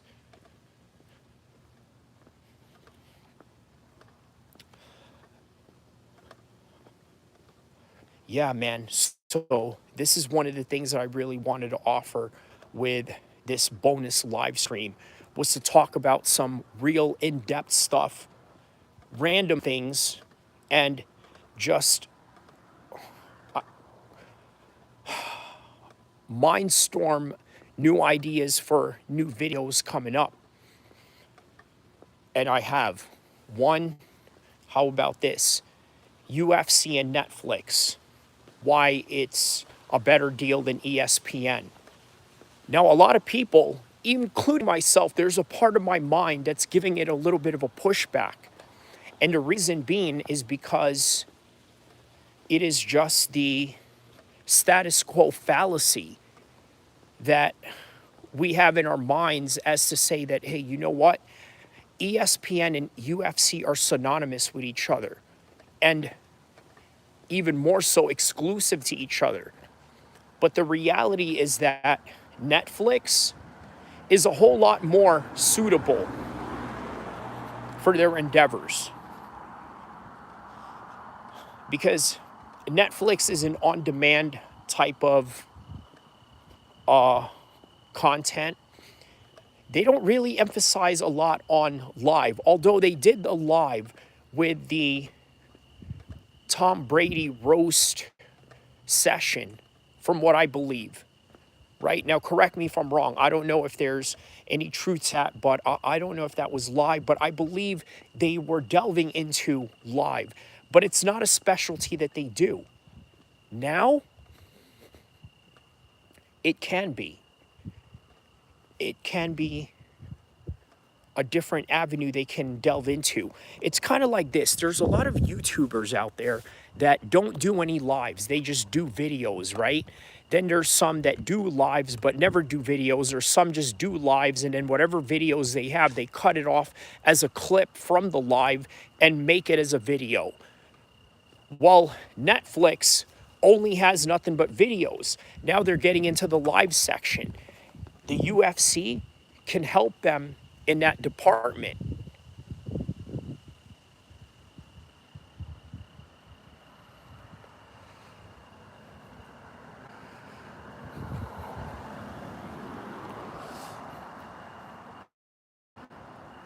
The UFC can help them in that department, and Netflix can now help the UFC in terms of their on-demand catalog. Because remember, that's what Netflix is really known for, essentially, having an on-demand catalog. So having an on-demand catalog, I think, is an advantage for the UFC, which they already do have in ESPN. But let's be honest, ESPN has a lot of problems, a lot of issues with their live streaming and things of that nature. You'll hear a lot of people complain about it. You'll hear a lot of people say that, oh, mine froze out of nowhere, or they'll buy a pay-per-view and for whatever reason, the pay-per-view is not working properly. And therefore, they had to resort to illegally streaming while they even bought the pay-per-view legally themselves. These are, I mean, come on, man. What are we doing? But either way, that is all that I really have for this particular night and this particular content. I really wanted to extend this, give it a little bit of a different vibe and flavor at the end. Obviously, it was a little bit conventional earlier where I was live streaming and reacting to the fights.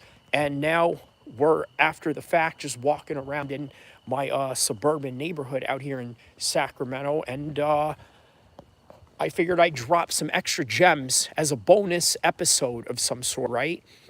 It's sort of like back in the days. I don't know if you guys listen to 90s or 2000 rap, but they would have hidden tracks back in the days. I think even metal used to do that. Slipknot had that. They had a hidden track. Well, this is sort of what this is. This right here is hidden content. If you watch long enough, in the end, you get some bonus jewels to come along with it. But man, yeah, I'm getting really tired, and I'm about to head home and land the plane from here. You guys like and subscribe. I will see you guys in the next content, inshallah.